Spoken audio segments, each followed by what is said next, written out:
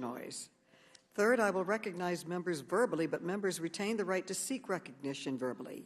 In regular order, members will be recognized in seniority order for questions.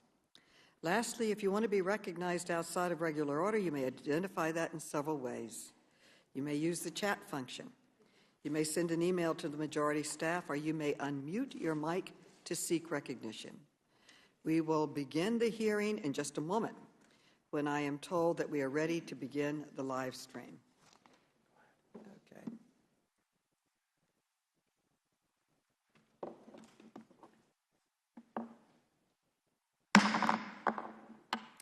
The committee will come to order. Without objection, the chair is authorized to declare recess of the committee at any time. I now recognize myself for an opening statement. Good morning, and thank all of you for being here. Our hearing today is about protecting women and all workers from sexual harassment, intimidation, and bullying in the workplace. We will examine one notoriously toxic workplace, the Washington Commanders football team, and the response from the NFL. During football season, millions of Americans tune in to watch their favorite teams. The NFL and its teams collect tens of billions in revenues, thanks in part to federal benefits. The NFL and its teams have one of the biggest platforms in America. So what happens in the NFL has consequences for the rest of our country. The committee launched an investigation last October after the NFL refused to release the findings of an internal investigation into the widespread sexual misconduct at the Washington Commanders. The committee requested these findings, but the NFL and the Commanders have refused to produce them, while also withholding more than 40,000 documents collected in their internal review.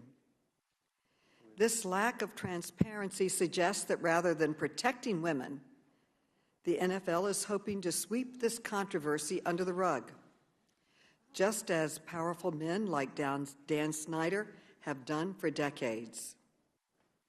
Today we will hear from Roger Goodell, Commissioner of the NFL. I am glad he is participating, and I hope we will finally get more transparency about what the NFL found and why Mr. Goodell has worked so hard to keep it secret. We also invited Daniel Snyder to testify today. But rather than show up and take responsibility for his actions, he chose to skip town. Apparently, Mr. Snyder is in France, where he has docked his luxury yacht near a resort town. That should tell you just how much respect he has for women in the workplace.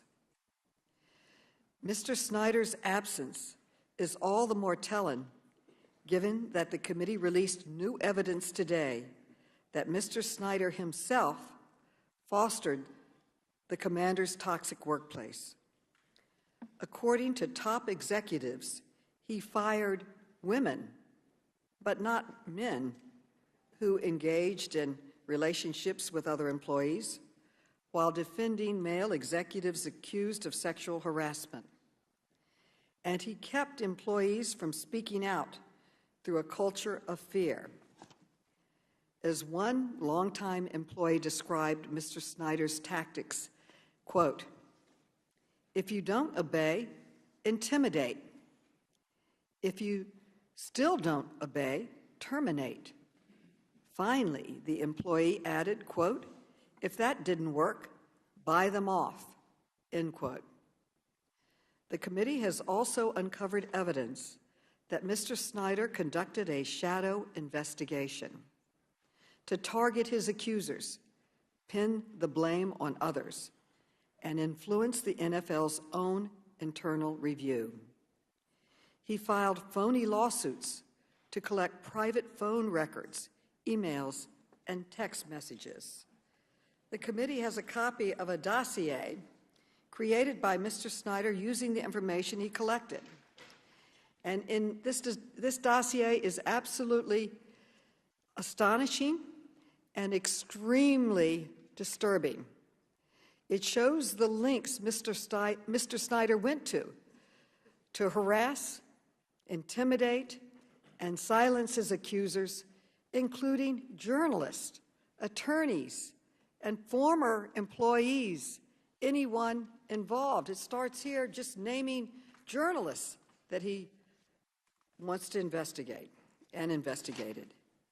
He sent private investigators to former cheerleaders' homes, and he offered hush money to buy their silence. The NFL was aware of his actions, but failed to stop him. We obtained a secret legal agreement between the NFL and the Commanders that enabled Mr. Snyder to prevent the disclosure of documents and information, including to this committee. Some have argued that protecting women isn't worthy of this committee's time. I strongly disagree, and I'm not alone. In April, 6 attorneys general condemned the NFL for its ongoing failure to address sexual harassment and gender discrimination across the league.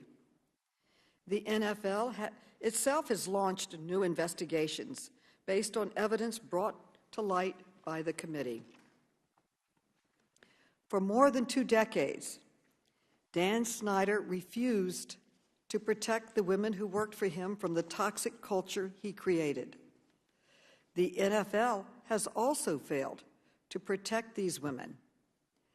Now I believe it is up to Congress to protect them and millions more like them. We have introduced 2 bills, along with committee members, to do exactly that. Our first bill, the Accountability for Workplace Misconduct Act, will require employers to conduct thorough investigations and share the outcome with victims, and it will prohibit employers from using non-disclosure agreements to conceal workplace misconduct, one of Dan Snyder's favorite tactics. Our second bill is the Professional Images Protection Act. Our investigation confirmed that the Commanders secretly created lewd videos of cheerleaders for the private enjoyment of Dan Snyder.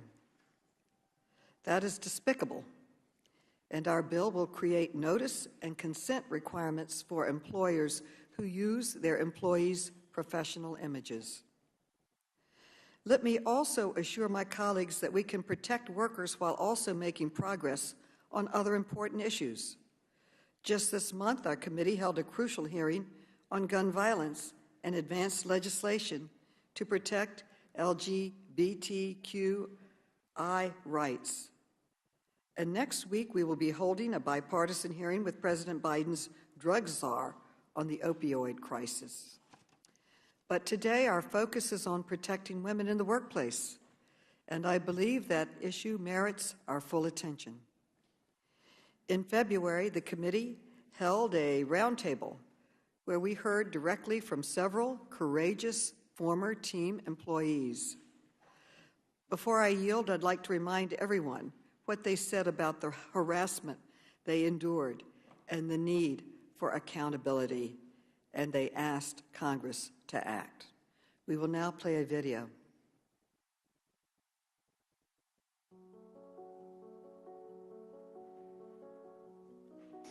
I experienced many work firsts there. First bonus, first promotion, first office potluck, first employee hire, first threat of physical violence by a supervisor, first hostile work environment, first public humiliation, first sexual assault. I learned that placing me strategically by the owner at a work dinner after this networking event was not for me to discuss business, but to allow him, Dan Snyder, to place his hand on my thigh under the table. Those that sit here today, and many others, came forward at great personal risk. We did our part believing that what we were doing would help employees across the country, But to our shock and our disappointment, the NFL did nothing. I stand before you here today, reliving these difficult memories to try to make a change for other women at the team, in the league, the industry, and the workplace. There are just some of the stories that the Washington football team and the NFL have tried so hard to hide. I want to shine a light on the toxic workplace that we endured and to plead with the NFL to release the report from the Wilkinson investigation. This is not just about the Washington football team and its employees. It's about the millions of women in workplaces across the country who endure harassment every day in our everyday lives. Today is when Democrats and Republicans can come together and ensure that what we experienced will not happen anywhere else throughout this country. Today is when we can make a difference and we can show the American people how impactful Congress can be. I now yield to my good friend, the ranking member, Mr. Comer, for his opening statement. Thank you, Madam Chair. A toxic work environment is one in which staff fear meeting or even talking to leadership, where staff is humiliated or worse, demoted, where employees are retaliated against for raising questions about possible ethical breaches. Now, where did this take place? Steps away from the Oval Office at the Office of Science and Technology Policy within the Executive Office of the President. When? It started shortly after President Biden's inauguration in 2021. The very day he was inaugurated, the President said, and I quote, "I'm not joking when I say this. If you ever work with me and I hear you treat another colleague with disrespect, talk down to someone, I will fire you on the spot. No ifs, ands, or buts." Joe Biden said that. It did not take long for those words to ring hollow. The White House counsel's office had documented allegations for a year, but it refused to hold bad actors accountable. For all we know, the problems in the Office of Science and Technology Policy may still be happening. Have we had a single hearing about the hostile work environment at President Biden's top science office? No. Have Democrats even sent a single oversight letter about it? No. A core responsibility is of this committee to conduct oversight of the executive branch. But this entire Congress, Democrats have turned a blind eye to the Biden administration. Instead, the Oversight Committee is investigating a single private organization for workplace misconduct that took place years ago. Let me be clear. No one should be subjected to a hostile work environment, and bad actors must be held accountable. The workplace misconduct that is the topic of today's hearing has already been subject to investigations, fines, settlements, and very intense media scrutiny. New leadership has been installed and improved workplace policies implemented without congressional involvement. During the Democrats' so-called investigation, this committee has held a roundtable, 2 transcribed interviews, 2 depositions, and now this hearing. Democrats, whose top economic concern is that the NFL is not collecting enough money, even urged the Federal Trade Commission to open an investigation based solely on the testimony of a former employee with an axe to grind. Democrats' playbook is to focus on the past and ignore the present and future. All these taxpayer dollars and staff hours to reinvestigate what has already been investigated. No new punishments have been levied against the commanders due to this investigation because they have already faced consequences for their hostile workplace. No new relief has been granted to any of the aggrieved parties because Congress has no authority to provide relief in any of these instances. No additional workplace improvements have been made due to this investigation because, unlike at the Office of Science and Technology Policy, the workplace overhaul has already begun.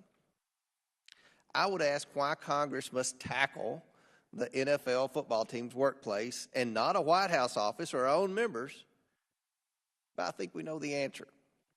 Democrats are more committed to politics than our committee's mission.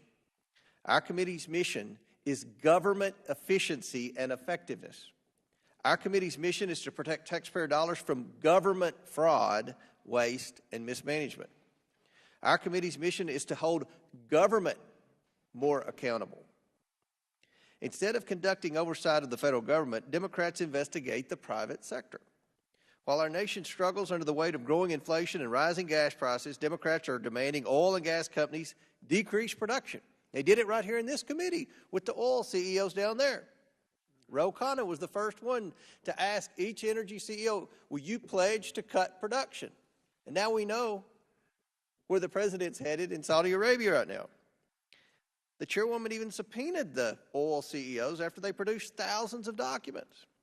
While Americans are suffering from the effects of Biden's border crisis, including fentanyl streaming across the border and killing our teens, Democrats have examined paychecks for soccer stars and held numerous hearings to demonize the oil and gas industry and push their radical Green New Deal climate agenda.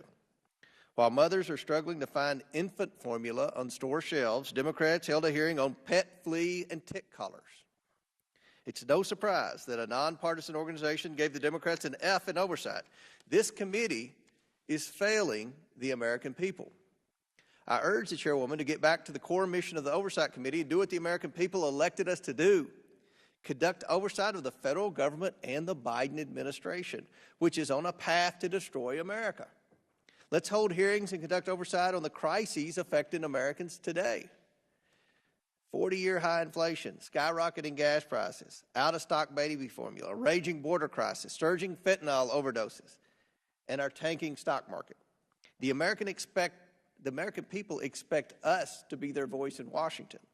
It's past time we start doing what we were sent here to do. And with that, Madam Chair, I yield back. The gentleman yields back. I now recognize the gentleman from Illinois, Mr. Christian Marthy, for an opening statement. Thank you, Madam Chair. I'd like to address why we're here today. We're here because sexual harassment remains a big problem in the workplace. Even as we tackle other challenges in our country, we must end sexual harassment.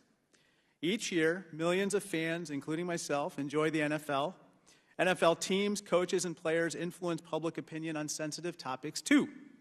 For boys and young men, that means taking cues as to how they should treat women. And for girls and young women, cues as to how they should be treated. That reality is why it's so important that the NFL holds itself to a, quote, higher standard, as Commissioner Goodell has said, and why the NFL must ensure that those who fail to meet that standard are held accountable. For the Washington Commanders, that reckoning, unfortunately, has not come. By its own admission, the NFL says that, quote, the workplace culture at the Commanders was not only unprofessional, but toxic for far too long. Numerous women have accused team officials, including the current owner, of sexual misconduct. Several years ago, another House Oversight Committee chair opened an inquiry into sexual harassment charges, that time involving USA Gymnastics, explaining that USA Gymnastics set the rules and policies that govern the sport of gymnastics and has a significant responsibility to its sport and athletes. That person was Republican Chair Trey Gowdy. We agree. And similarly, the NFL sets the rules and policies affecting pro football, and it too has a serious responsibility to uphold this sport. As one of America's most visible workplaces, the NFL also sets the tone for how employers handle sexual harassment. Our colleagues on the other side have raised a number of issues worthy of this committee's attention, from gas prices to the opioid crisis. We must continue to address those. But at the same time, we must tackle sexual harassment, not just for the sake of the Commander's former employees, but also for our constituents. Today, we must send a clear message that the conduct that took place in the Commander's organization is never acceptable, not in the NFL and not anywhere. Thank you. I yield back. The gentleman yields back. I now recognize the gentlelady from North Carolina, Representative Fox, for an opening statement. Thank you, Madam Chairman. Madam Chairman, I'd like to echo the ranking member's comments today. This administration is doing all it can to annihilate America. It's like Nero fiddling while the country burns. It's been widely reported that approximately 72% of Americans think the United States is on the wrong track. Chairwoman, with unanimous consent, I'd like to submit this NBC News poll for the record. Are we... So ordered. Thank you. Are we looking into what caused the 40-year high inflation rate? No. Are we examining how the FDA and Biden administration failed to address the baby formula shortage? No. Are we examining how and why teens are purchasing illicit drugs on social media, leading to a record number of overdoses? No. What about the crisis at the southern border? Are we doing anything to address the massive humanitarian and national security catastrophe? No. Instead, this is another day when this committee failed to do what the American people have elected us to do. Last week, we had a hearing on pet collars. Today, a hearing over a single NFL team about workplace conduct that occurred years ago. As the ranking member mentioned in his opening remarks, no one should be subjected to a hostile work environment. Bad actors must be held accountable.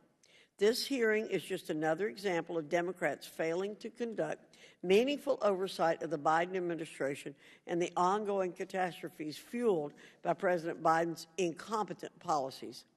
The NFL investigated this conduct, and ultimately the team punished the bad actors. The NFL is currently investigating additional claims made. As we sit here today, many American families are wondering how they'll find formula for their babies or formula-dependent children.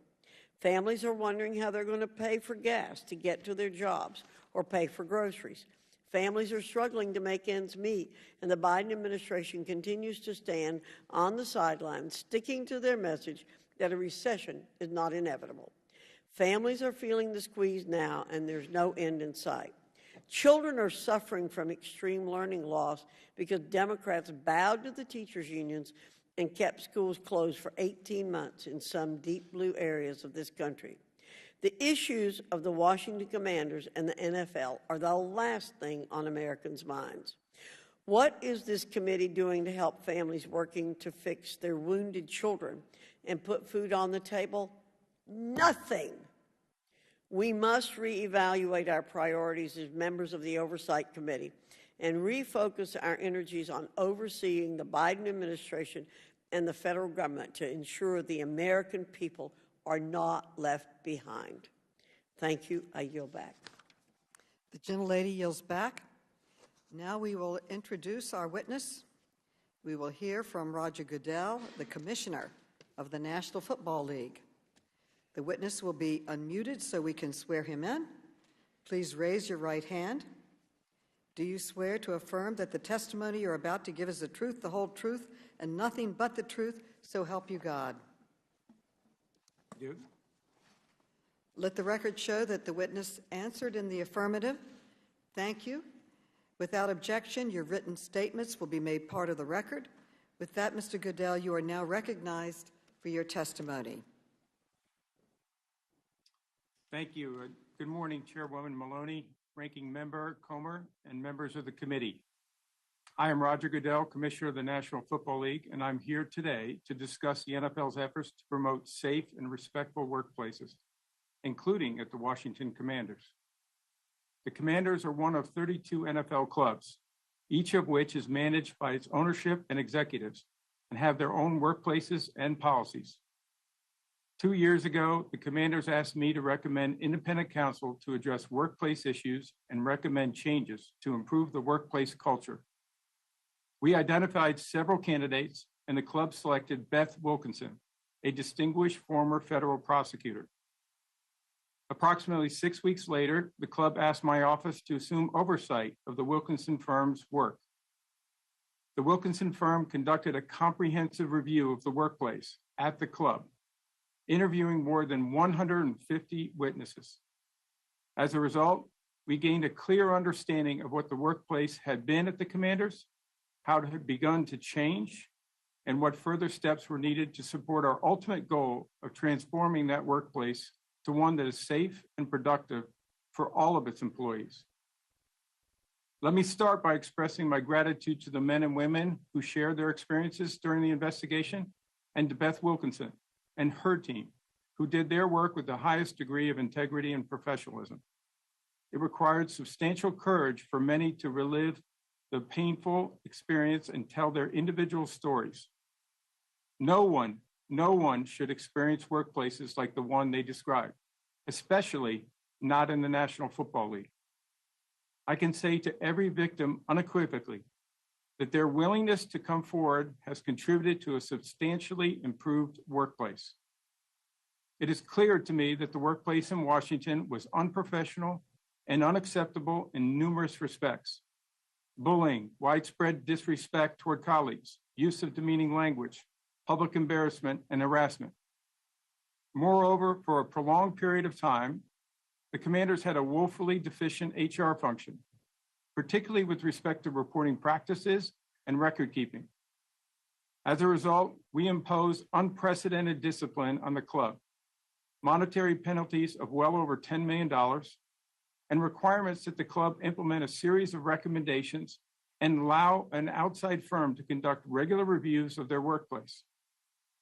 In addition, for the past year, Dan Snyder has not attended league or committee meetings, and to the best of my knowledge, has not been involved in day-to-day operations at the Commanders.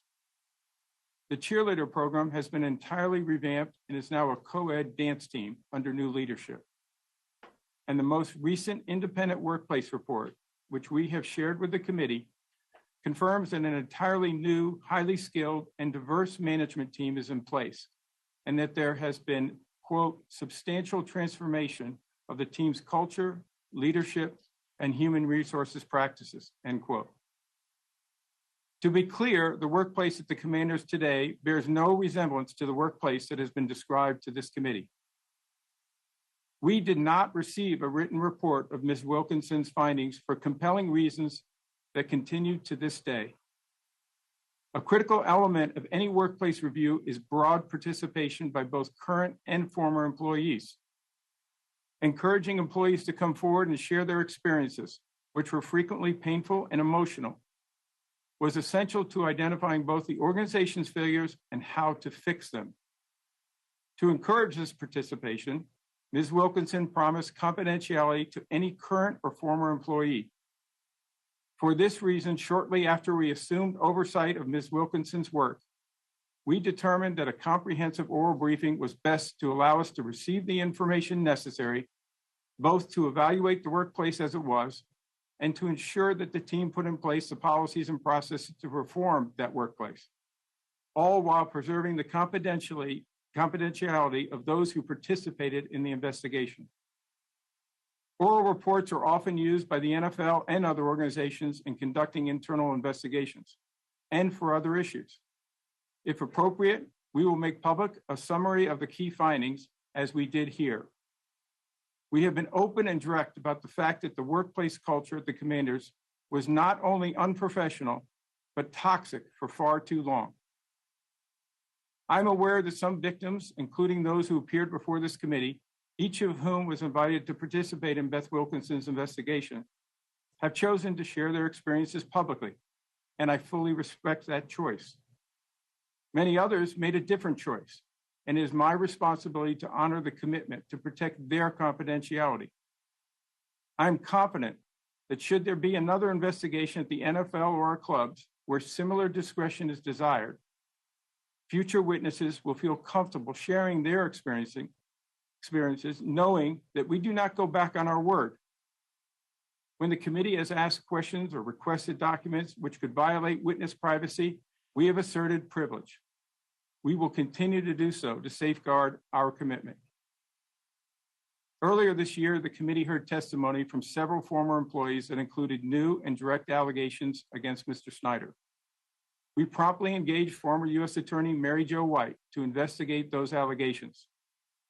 Because those new allegations were brought to the committee in a public setting, we will share the results of that investigation when it is completed, and will take additional disciplinary action if warranted. Since the committee opened its inquiry last October, we have fully cooperated, producing more than 460,000 pages of documents, responding to many written questions, engaging in numerous discussions with committee staff, and I'm appearing voluntarily today.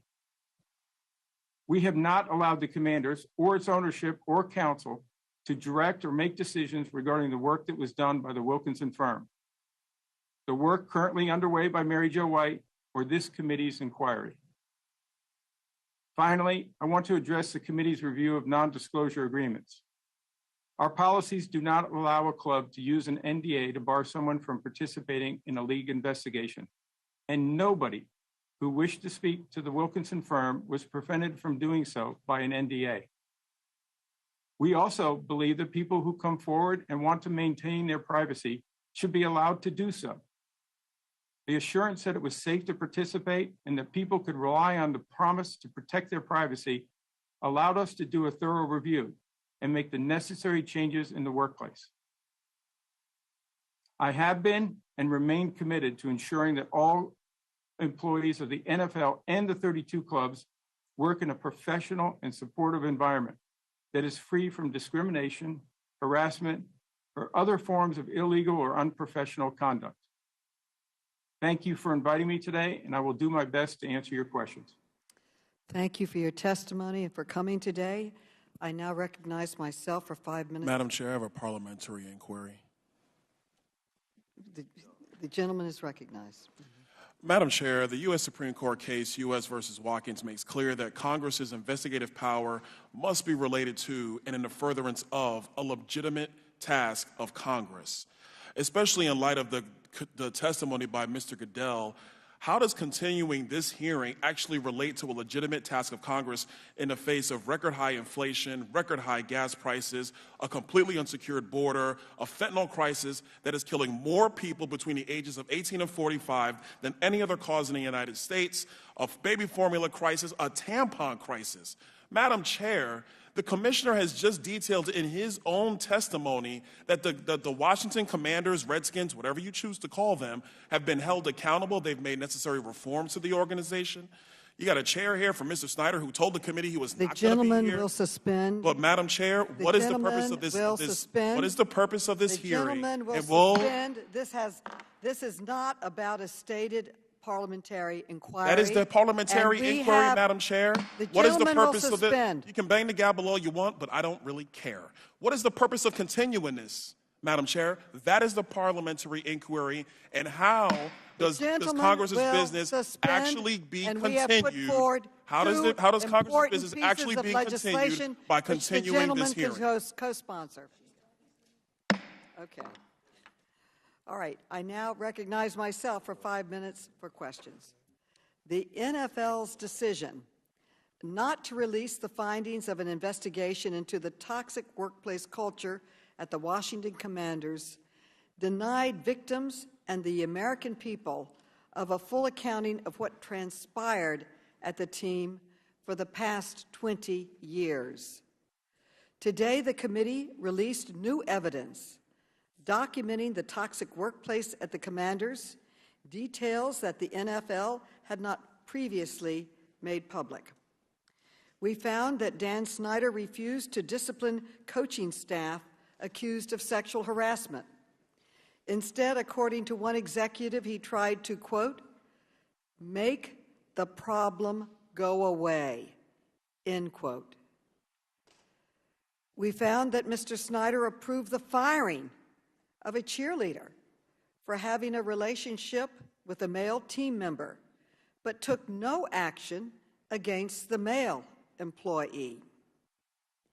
And we found that Mr. Snyder orchestrated a shadow investigation, sending private investigators to the homes of former employees, terrifying them, offering hush money, and compiling a dossier on his accusers. Commissioner Goodell, do you think this is acceptable behavior for the owner of an NFL team? Mr. Goodell. Chairwoman Maloney, that is exactly why we took this issue so seriously. It's exactly why we engaged an independent investigation with Beth Wilkinson and her firm. She had full access to be able to engage with anyone who Reclaiming my time, I have very limited time, and thank you for appearing and for your testimony. We don't know how much more information is still out there because the NFL has refused to make the findings of the Wilkinson investigation public. Commissioner Goodell, yes or no, will you commit today to providing this committee the full findings of the NFL's internal investigation while protecting the the identities of the confidential witnesses? Mr. We Goodell. gave a summary report, Madam Chairwoman. The report was broad in its nature, but specific to the fact that the culture at the Washington football team for too long was toxic and incorrect. We made a commitment to protect their identities. We are going to continue to do that and make sure that we protect that for not only this investigation, but also... Respectfully, Mr. Commissioner, reclaiming my time, because we have limited time. You have claimed you are withholding this information because you are protecting the privacy of witnesses. But many victims, even in this room, and witnesses have publicly stated that they want this information to be released. And the NFL has made other investigations public, and I thank you for that, including the 2014 investigation into the workplace misconduct at the Miami Dolphins. Respectfully, Mr. Commissioner, for full accountability, we must have transparency. Mr. Snyder, of course, has refused to testify today. We thank you for making the Dolphins report public. We'd like to have the Wilkinson's report made public. And I'm asking you, what specific steps will the NFL take to hold Mr. Snyder accountable for refusing to testify before Congress? Madam Chairwoman, I do not have any responsibility for whether he appears before Congress. That is not my choice. That is his choice. Let me stop you right here. Mr. Snyder has not been held accountable. His refusal to testify sends a clear message that he is more concerned about protecting himself than coming clean with the American people. If the NFL is unwilling or unable to hold Mr. Snyder accountable, then I am prepared to do so. That is why I am announcing now my intent to issue a subpoena for the testimony of Mr. Snyder for a deposition next week. The committee will not be deterred in its investigation to uncover the truth of workplace misconduct at the Washington Commanders. Finally, I'd like to talk about how we're going to fix this problem. Not just expose it, but fix it. Last week, along with many of my colleagues, we introduced 2 bills to ensure that employers like Dan Snyder cannot abuse non-disclosure agreements to silence employees and cannot film their employees and use the films without their consent. Commissioner, do you support the intent of these legislative reforms? Yes, Madam Chairwoman, we've had an opportunity to be able to see your outline of this legislation and both these legislation and concept. We certainly support it and we'll be happy to work with your staff. While I have the microphone, I'd also like to say respectfully that Dan Snyder has been held accountable. As I mentioned in the opening, he faced unprecedented discipline, including financial fines, being removed and away from the team at his request for a period of time, up to the year now already. And secondly, and more importantly, a transformation of that organization that has gone on in the last year, which is really important to the employees that are there now. And I hope because of the individuals that came forward in the context of this investigation, they helped us make those changes. And we accepted every one of the workplace recommendations by Beth Wilkinson. And we think that it's had a dramatic impact, as you've seen from the independent and audit that was done just before your hearing back in February that indicated a substantial transformation of the organization, which was our ultimate objective. Thank you very much for your testimony. I want to thank you for your support of the legislation, Madam Chair, which we intend to pass and protect employees, not only at the Commanders, but across this nation. I yield back. Madam Chairman. And now recognize Ms. Madam Fox Chairman. for 5 minutes. Mr. Madam Chairman, I got a parliamentary inquiry following up on what Mr. Donalds raised.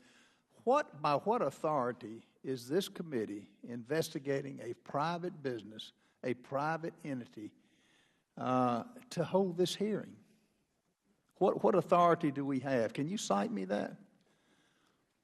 We have authority to investigate anything and everything, and we have putting forward legislation. And Ms. Fox, you are now recognized. Anything and everything. We'll remember that, Madam Chair, in January. That's a total embarrassment. Ms. Fox, you are now recognized for 5 minutes. Thank you, Madam Chair. Would you allow? Thank you, Madam Chair. Mr. Goodall, Mr. Goodell, I'm disappointed that this committee is here today squandering yet another opportunity to address the many issues facing our country. We have a chance to do something for the American people, but just like the Biden administration, this committee is sitting on its hands.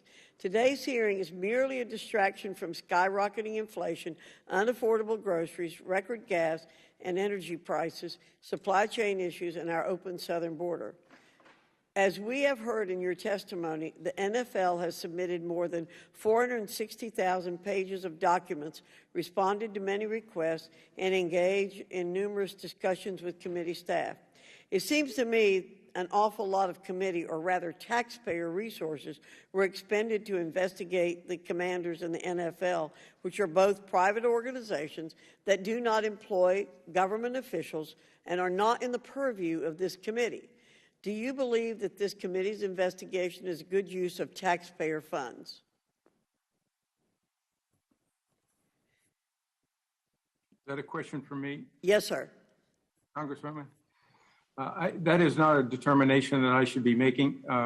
Listen, I understand the importance of your responsibilities. I can't be the one who would tell you what you need to be focused on, but we believe and we understand our responsibility in the NFL in today's society. We understand that. We do hold ourselves accountable. We hold ourselves to a high standard. We believe that we've addressed this issue responsibly, fairly, by protecting not only the people who came forward to help us address this, but also making sure that we saw that transformation in the Washington Commanders organization, which is really a significant transformation. Well, to follow up on what my colleagues are saying, this committee has no jurisdiction over private entities. Our jurisdiction is on government entities. So I want to reiterate, I think, what you said. You have no doubts about the independence of the Wilkinson investigation or its findings, correct? I do not. Do you believe that somehow a congressional investigation would reach a different or, quote, better conclusion than the independent investigations conducted on behalf of the NFL? I have tremendous regard for Beth Wilkinson and her team. They were thorough, they were comprehensive. We made sure that NDAs did not block access to any of the people. It was their choice of which to participate, but we had over 150 people who came forward. We believe we understand what the environment was at the Washington Commanders for far too long, and it was unacceptable, unprofessional, and we dealt with that. And I think we've now seen a dramatic turnaround in a very short period of time, and I think that'll be important for all of us. Well, I think the allegations against the Commanders were disturbing and appreciate you've taken them seriously in your role as commissioner. You've also worked hard to promote inclusivity, specifically around women in the game of football, from fans to coaches to referees to executives. Can you tell me more about why that's important and what the NFL is doing in this space, and particularly talk about the importance of having women in day-to-day leadership roles such as Tanya Snyder's? Well, Congresswoman, we think diversity is an important element to our success. It's fundamental to what we do. We believe that having the best people, diverse people, including women and people of color, the people that can contribute to the NFL to make us better, that's a foundational issue for us. And so we have many programs to try to create that. It's an ongoing effort. It will always be. We will never reach the goal line, as we say in football, but we do believe that we have made significant progress, but we're committed to making more progress. And I think the work that's being done here has made the NFL better. But I also think hopefully it's been a shining light for others to see that we have taken on our issues and made really significant improvement that people can see. I thank you for being here today and for testifying voluntarily. I yield back, Madam Chair. The gentle lady yields back, and before I recognize the gentlewoman from the District of Columbia, Ms. Norton, I would like to clarify what I said before. This committee has the authority to investigate conduct within Congress's legislative jurisdiction, and that includes protecting women in the workplace. And this committee and my colleagues and I have already introduced 2 bills to address the problems that we saw in our investigation, and I'll be glad to share them with anyone on the committee. So, Madam Chair, just a question. I would. Do you have a point of order? No, I just clarification. No. Okay, clarification. So, when you said you had the authority to investigate anything and everything, you didn't really mean that? Well, I just clarified what I said. No, I meant a simple question. You didn't mean it when you said anything and everything. Reclaiming my time. Some of my colleagues across the aisle have suggested that our investigation into workplace misconduct at the NFL is a waste of time. I strongly disagree. The issue of sexual harassment is one of the most prominent and respected workplaces in this country, and a cover-up on behalf of a powerful owner should matter to all of us. It is even more surprising, given that this committee has investigated sexual harassment and assault in sports, including when Republicans were in the majority. In 2018, under the leadership of then Republican Chairman Trey Gowdy, the committee launched a bipartisan investigation into USA Gymnastics' handling of allegations against Larry Nassar. In a letter to the president of the USA Gymnastics, signed by Chairman Gowdy, then ranking member Mrs. Fox, Member Cummings, also Mrs. Fox, and myself, the committee wrote, and I quote, "Sexual assault should not be tolerated, but when it does occur, it is imperative that swift and immediate action be taken to stop the abuse, prevent it from occurring, and address its effects," end quote. I would like to enter the letter into the record without objection, so ordered, and we are here today to hold another sports governing body accountable because the NFL has failed the thousands of employees that work for teams across the country, and that failure has endangered women across the NFL and sent a powerful message to every workplace that accountability is optional. My time has expired. The gentlelady is recognized, Mrs. Norton.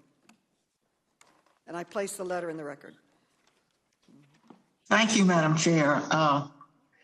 Mr. Goodell, in 2014, the NFL revised its personnel conduct policy. So I want to discuss a passage of that.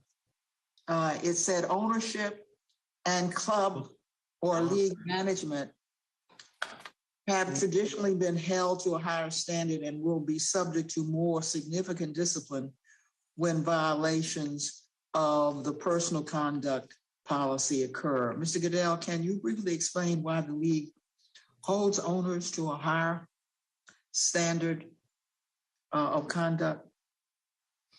Because they're ultimately accountable for what happens in their organization.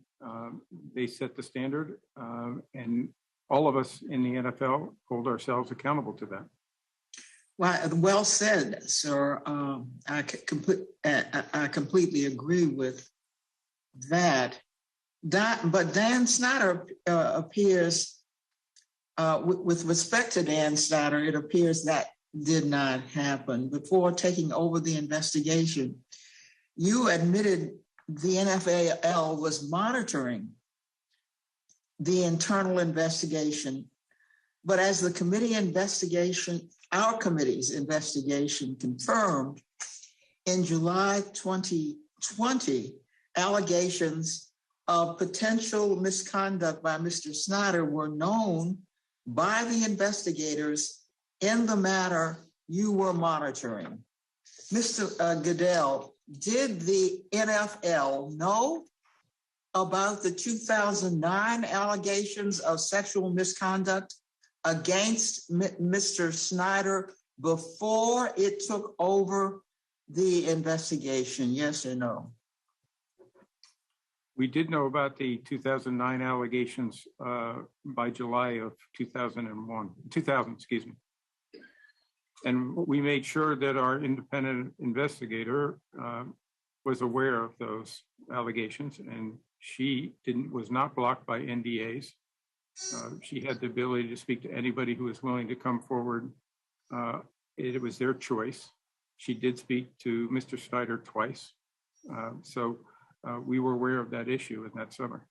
So the NFL was monitoring the so-called independent investigation, yet it allowed Mr. Snyder to oversee the investigation of the team and his own conduct for at least 6 weeks before stepping in. Isn't that correct? I'm sorry, Congresswoman, I'm not sure I followed your questioning there. That the NFL was monitoring the supposed independent investigation.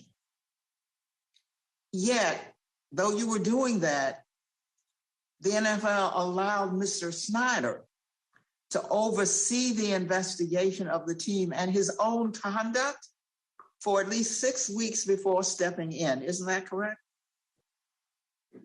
Congresswoman, I think I would try to clarify that, and I said it in my opening statement, is that we were asked to give recommendations for council to be able to look into the workplace issues. We gave them several candidates. They select Beth Wilkinson, which is an excellent choice. They began that investigation, and within several weeks, it was no more than 6 weeks, in my recollection, they asked to have that investigation turned over to the league. We accepted to do that, but we said there would be no further investigations by the Washington football team at that point. We would take over this investigation. And we did with an independent, and she went ahead and she made her decisions on how to conduct this investigation independently. And that's what we expected from her. And she did an outstanding job on that. I'm glad you did that after that 6 week period. Mr. Goodell, will you commit today that if any future allegations against a team owner alleging a misconduct arise, that the NFL will conduct an independent investigation, not the team under inquiry? Yes or no? As part of the personal conduct policy, if there was an allegation that triggered that, the league would take over that investigation. Thank you for that, for making that point clear. I yield back, Madam Chair. The gentlelady yields back. Madam Chair, before you go to the next questioner, I would like to formally request that former NFL player Burgess Owens be waived on the committee today. Without objection. And welcome. Okay, the gentleman from Ohio, Mr. Jordan, is now recognized. Thank you, Madam Chair. Commissioner, you believe in the First Amendment, don't you? I do. I mean, all parts of it, all rights we have. Your right to practice your faith, your right to petition the government, right to assemble, freedom of press, freedom of speech. You believe in all that. Yes, Congressman. Why do you ban Dave Portnoy from NFL games? Pardon me, I couldn't hear your question. Why do you ban Dave Portnoy from NFL games? He's a journalist. In fact, he's a sports journalist. Why is he banned? Congressman, I'm not familiar with that issue. I'm happy to check with my staff, but I'm not aware of that. Yes. Well, I think we're all aware of that. We're all aware of that.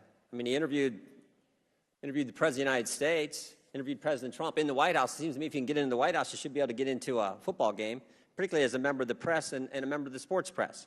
You don't know anything about that? I don't, sir. Do you agree with the Washington Redskins' decision to fine Jack Del Rio $100,000? That was the decision that was made by Coach Rivera. Again, as I stated earlier, they are responsible for monitoring and managing their own workplace. He made that decision on his own. I did not speak to him. I have great respect for Coach Rivera. He made this decision for reasons I'm sure that he thought were important. I appreciate I appreciate all that, Commissioner, but that's not what I asked you. I said, do you agree with the Washington Redskins' decision to fine Jack Del Rio $100,000? I don't think it's my position to be able to say whether it was the correct decision or not. Well, Coach Rivera, in his statement when he fined his assistant coach $100,000, he said Del Rio, quote, does have the right to voice his opinion as a citizen of the United States, and it is most certainly his constitutional right to do so. I don't know if that's actually accurate anymore, because if you do voice that, you end up getting fined and have to write a check for $100,000. Does that concern you? I, again, have great respect for Coach Rivera. I presume that he had reasons for doing what he did, and I'm sure he took a lot of factors into consideration there. Last year at the start of the season, I'm looking at the New York Times article, a piece from September 5th, 2021. Last year, start of the NFL season, you made this statement. You said, "We, the National Football League, encourage all to speak out and peacefully protest." Did you really mean that when you said that, Mr. Goodell? Yes, I think people are always responsible for what they say and what they do, but yes. And when you said you encourage all to speak out, you meant all, not just some. That's correct, Congressman, but you're responsible for what you say. There are consequences for what you do and say in life. Yeah. So it seems to me, I mean, this is the concern I have. It seems to me the NFL encourages all to speak out unless you're Dave Portnoy and not allowed to a game, unless you're Jack Del Rio, you get fined. That is, I think, the concern not only I have, but a lot of your fans across this country have this standard. Does that concern you at all? It always concerns me what our fans think and how they react, but we try to make sure that we're responsible in all our comments. Yeah, let me just read the tweet from Mr. Del Rio. It said, "Would love to understand the whole story about why the summer of riots, looting, burning, and the destruction of personal property is never discussed, but January 6th is." What part of that statement, what part of that tweet warranted a $100,000 fine? Again, Congressman, I didn't issue the fine. I wasn't part of the decision-making process. Coach Rivera obviously had reasons which he believed were substantial to do that, and I have great respect for him. Yeah, but I mean, this whole staff. hearing is about the NFL stepping in when something happened at the Washington football team's organization, and now we had something that happened in the Washington football team's organization. And you say you had no part of that. You're not gonna comment on it. It's not something that should concern you, but it seems like it should when assistant coach issues a tweet that I think a lot of people would say, you know what, we Republicans condemned the violence that took place in the summer of 2020, and we condemned the violence that took place on January 6th. We've been consistent. I think that was the point the coach was making. He gets fined, and you have nothing to say about it. I am not going to interfere with the workplace decisions that a club makes on a matter like that. That is not something that rises to the occasion, such as the subject that we're talking about today, when you have a workplace that is obviously toxic and unacceptable and unprofessional. And no one supports that, but we do support the First Amendment. And I understand this is a private organization, but the chilling impact when speech is curtailed like this and you get fined for a tweet that you put out, I think that is a concern to all of us. That's why I raise it in the committee hearing today. Madam Chair, I yield back. The gentleman's time has expired. He yields back. The gentleman from Virginia, Mr. Conley, is recognized for 5 minutes. I thank the chair and thank him for accommodating me today. I will just begin by saying there's a lot of chutzpah coming from the other side of the aisle. When the Republicans were in the majority under my predecessor, Tom Davis, when he was chairman, had no problem having hearings on steroids in baseball. Also a sports issue, also a private entity, but there were no questions about jurisdiction then. And when it comes to being lectured about the lack of oversight, I remember 4 long years in the Trump administration, not a single Republican voted for a single subpoena during those 4 years, and we had no oversight hearings on our committee over the Trump administration and its misdeeds, and God knows that was fertile territory. So I'm not going to be lectured by those folks telling us about our dereliction of duty and oversight. Mr. Goodell, do you believe the NFL has held Mr. Snyder and others accountable for 20 years of misconduct at what is now called the Commanders? Yes, I do. You believe you've held them to account? Yes. Sufficiently? Yes. Most importantly, Congressman, I think we were able to, in addition to the accountability, be able to effectuate change in the organization that, as I mentioned before, is a substantial transformation. Let's talk about that substantial transformation. Instead of releasing the Wilkinson report, you issued a 4-page press release. And inter alia, you said in that 4-page press release, ownership and senior management actually paid little or no attention to these issues documented in the Wilkinson report. Is that correct? I don't have the release in front of me, but. Well, all right. But the committee's investigation has shown that's actually not true. Mr. Snyder paid lots of attention in ordering executives to fire cheerleaders who fraternized with players. He told other executives to keep cheerleaders, quote, skinny with big, and here he used a pejorative word to describe a part of the female anatomy, or he said he'd kill them. He intervened in HR decision after HR decision personally, deciding never to punish the favorite coach who groped lower level employees, but punished the women in those cases, not the men, in a very consistent pattern. We've also now learned that there are at least 2 sexual assault allegations about him personally. Were you aware of that when you issued the statement that he paid little or no attention to these issues? Is that news to you?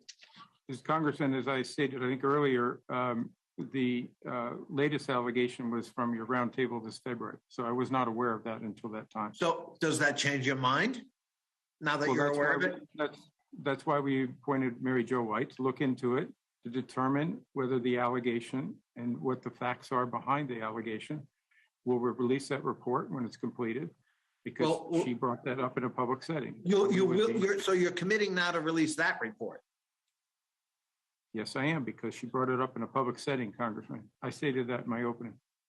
So is that the distinction you're making between the Wilkinson report and the White report? One was brought up in a public setting and the other was not? Yes. I don't get it because virtually all of the beginning of as I said in my opening, I also made the distinction. It's a very important distinction, is that to get people to participate, Congressman, we promised them confidentiality and privacy. And an important thing for us is to be able to stand behind that, not just for this case with the Washington Commanders, Commissioner, for any future cases, because I've got 1 minute. need to have respect. Commissioner, I understand that, but you're acting as if the victims have not subsequently, in fact, called for the public release of the report. Virtually every victim we've met with in our roundtable, in private meetings we've had, I've got a lot of constituents who are victims of this culture. All of them have called for the release of the report. They've even created T-shirts saying release the report. So your concern about privacy, while commendable, seems to have been overtaken by the need for the public to understand what happened and to determine on its own, based on that report, whether that culture, unlike what you assert, is continuing. But Congressman, I would disagree with you respectfully on many occasions. There are obviously people who have come out. I mentioned again that in my opening statement. You have had witnesses that came forward, and I respect them for that choice. But there are also others that made a choice not to come forward, not to disclose their identities, and to request that their identities be kept private. We think that's fundamental in the concept of trying to make sure, to the committee's point here, none of us want sexual harassment or bad workplaces. We think it's fundamental to have a workplace that people can come forward and tell of incidents, and they can be followed up. We also have Madam Chair, his time's expired. The gentleman's time has expired. Thank you for your questions. Thank you very much. The gentleman from Florida, Mr. Donalds. Madam Chair, can I just make a point? Last time I checked, you're the chair of the committee. It's up to you to decide when my time is up, not Mr. Comer. Thank you. Your time is up. The gentleman from Florida, Mr. Donalds, is recognized for 5 minutes. Thank you, Madam Chair. Look, I think it's important in this hearing to clarify a couple of things. Was the workplace environment at the Washington Redskins/Commanders abhorrent? The commissioner has testified yes. In the previous roundtable, everybody agreed to that. Has the organization been held accountable through financial fines, the distancing of Mr. Snyder from the team for an extended period of time, and with transformation of team culture? The answer to all those is yes, as testified by the commissioner of the National Football League. It has been brought up in his hearing that yes, 4 years ago when Mr. Gowdy was chair of this committee, that we did investigate sexual harassment associated with USA Gymnastics. But it's important to understand the context of those hearings. The disgusting actions of Dr. Nasser were actually coming to light at the same time as Congress was holding those hearings, at the same time as we were as that was moving through the criminal procedures. So let's understand what we're talking about here. The workplace environments of the Washington Redskins at that period of time was abhorrent. Everybody in this hearing agrees with that. But have they been held accountable? According to the commissioner, yes, they have been held accountable, which goes back to the point that Republicans on this committee are actually saying, if you want to bring legislation about this, that's fine, that's one thing. But if you want to sit a chair in the middle of this hearing room with Mr. Snyder's name on it, knowing full well that Mr. Snyder told the committee he was not going to be able to attend, well, that takes on the elements of a show hearing. And if Congress is going to go through the pathway of conducting show hearings where members of Congress want to take their pound of flesh from American citizens, regardless of their stature, what you're going to get is American citizens actually having less respect for the committees of Congress. We have so many issues facing us in the United States right now. Gas prices are through the roof. I was just at the border for the 4th time last week. I've had 4 trips to the border. The President of the United States has never been. Meanwhile, fentanyl is coming into every community in the United States. It is killing people in our country between the ages of 18 and 45. It is the #1 cause of death. This committee has said nothing about fentanyl to this point. Not one word. We've not done it here. So I think if you're going to examine why Republican members are frustrated with this hearing, it is not about the conduct of the Washington Redskins. It's not about that conduct, because we found that conduct to be distasteful. But you have to also look at the facts that the National Football League, which is the entity responsible for the Washington Redskins, they've gone through that investigation. They've actually held the team accountable. So what are we doing now? Are we actually going to ignore the real-life economic issues that are harming every American in the United States, whether you happen to be male or female, whether you happen to be rich or poor, whether you happen to be black or white? Or are we going to continue to do these show hearings? Yes, while America struggles in the reality of Joe Biden's disastrous economic policies today in the United States. That is the ire, that is that is why members of Congress on the Republican side of the aisle are so confounded as to why we've hauled in the commissioner from the NFL. Look, I'm going to be fully transparent with y'all. I ain't really got no love for the NFL, okay? You know, like, I don't really have much love for the NFL. I love football. I've had my issues with certain rulings that have come from the NFL. There's things that, Commissioner Goodell, I don't agree with your decisions on certain things that you've done in your tenure, but I'm not going to use my time as a member of Congress to grill you on that. That is your business as running the NFL. If the owners have a problem with you, let the owners deal with it. Me personally, I'm a Cowboys fan. So, you know, if the product on the field of the Washington Commanders is not good, that's great for me personally. But I'm not going to use my time as a member of Congress to grill that organization when they've already been held accountable by the governing body who was responsible for them, which is the NFL, which the commissioner of the NFL has already testified to today. So, Madam Chair, if you want to understand why members on this side of the aisle are frustrated, it's not about holding sexual harassment in the workplace accountable. It is not that. It is about us conducting show trials which distract us from the business Congress should be looking at. And with that, I yield back.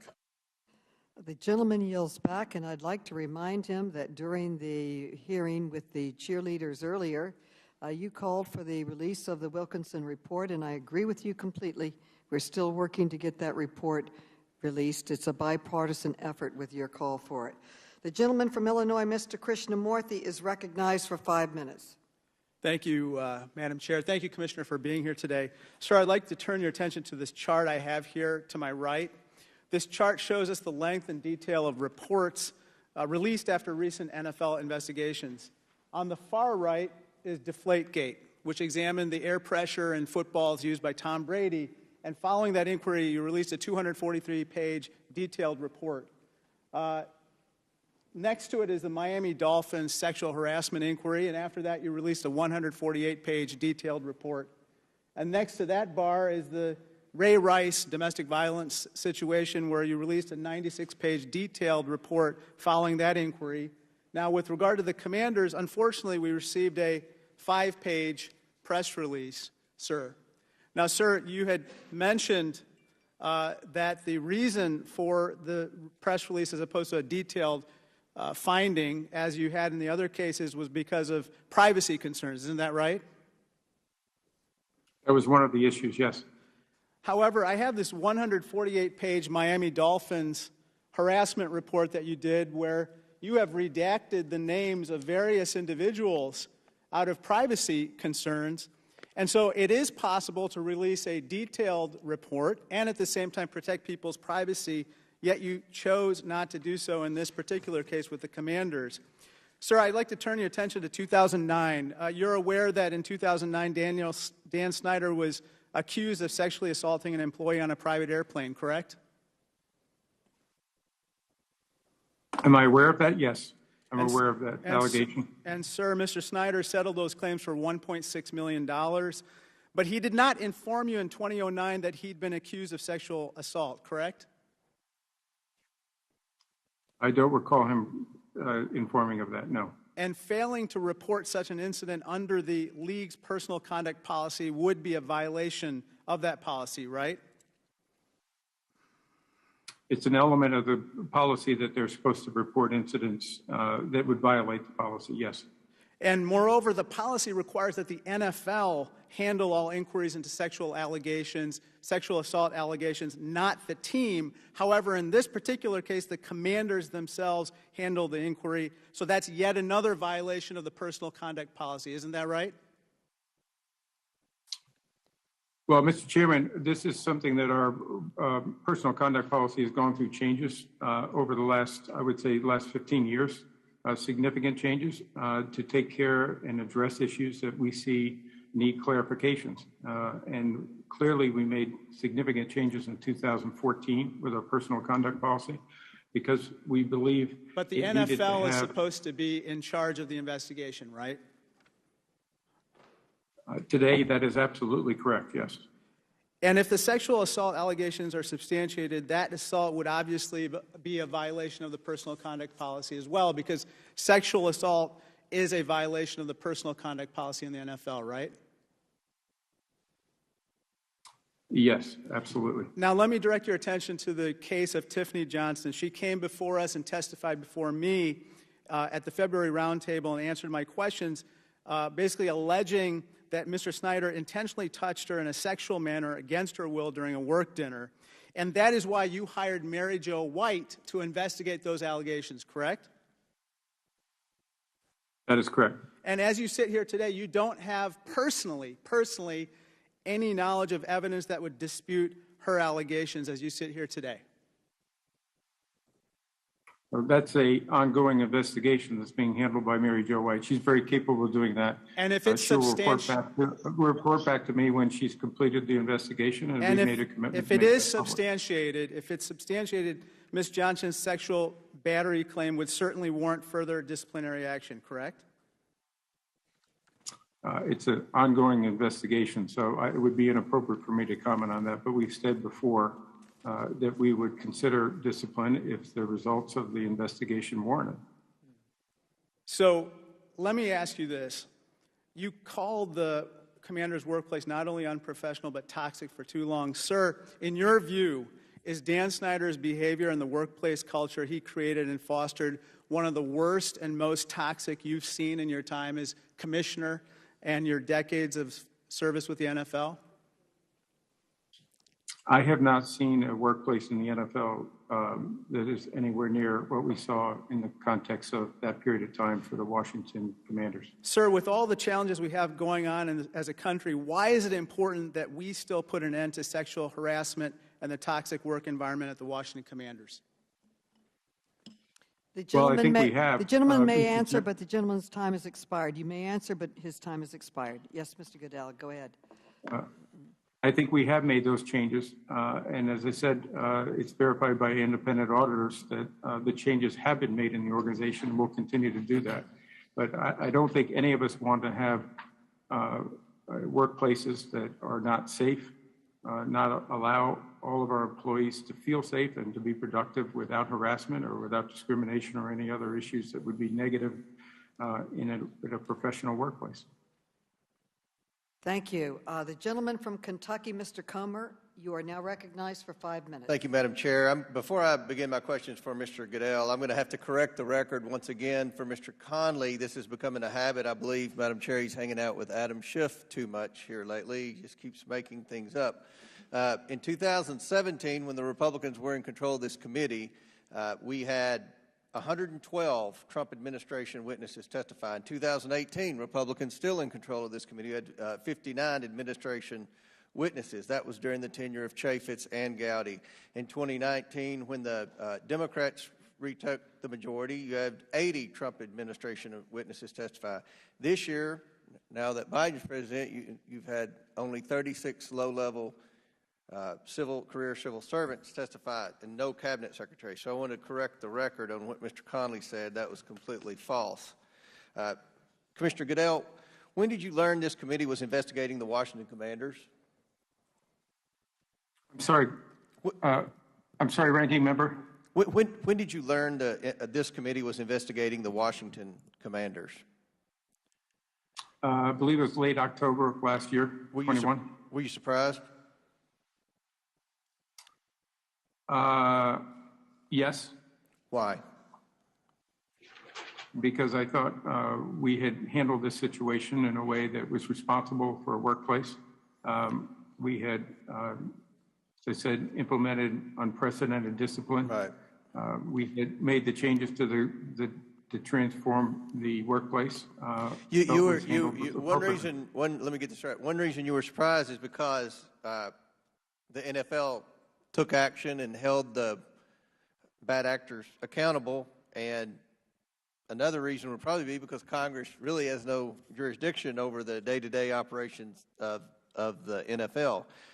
The committee Democrats asked the NFL to produce documents, correct? Yes. A lot of documents, right? I think we're over 460,000. 450,000, nearly 500,000 documents. Would it surprise you, Mr. Goodell, that committee Democrats haven't sent a single document request to the Biden administration about the infant formula shortage? But they've requested 500,000 documents from the NFL. Does that surprise you?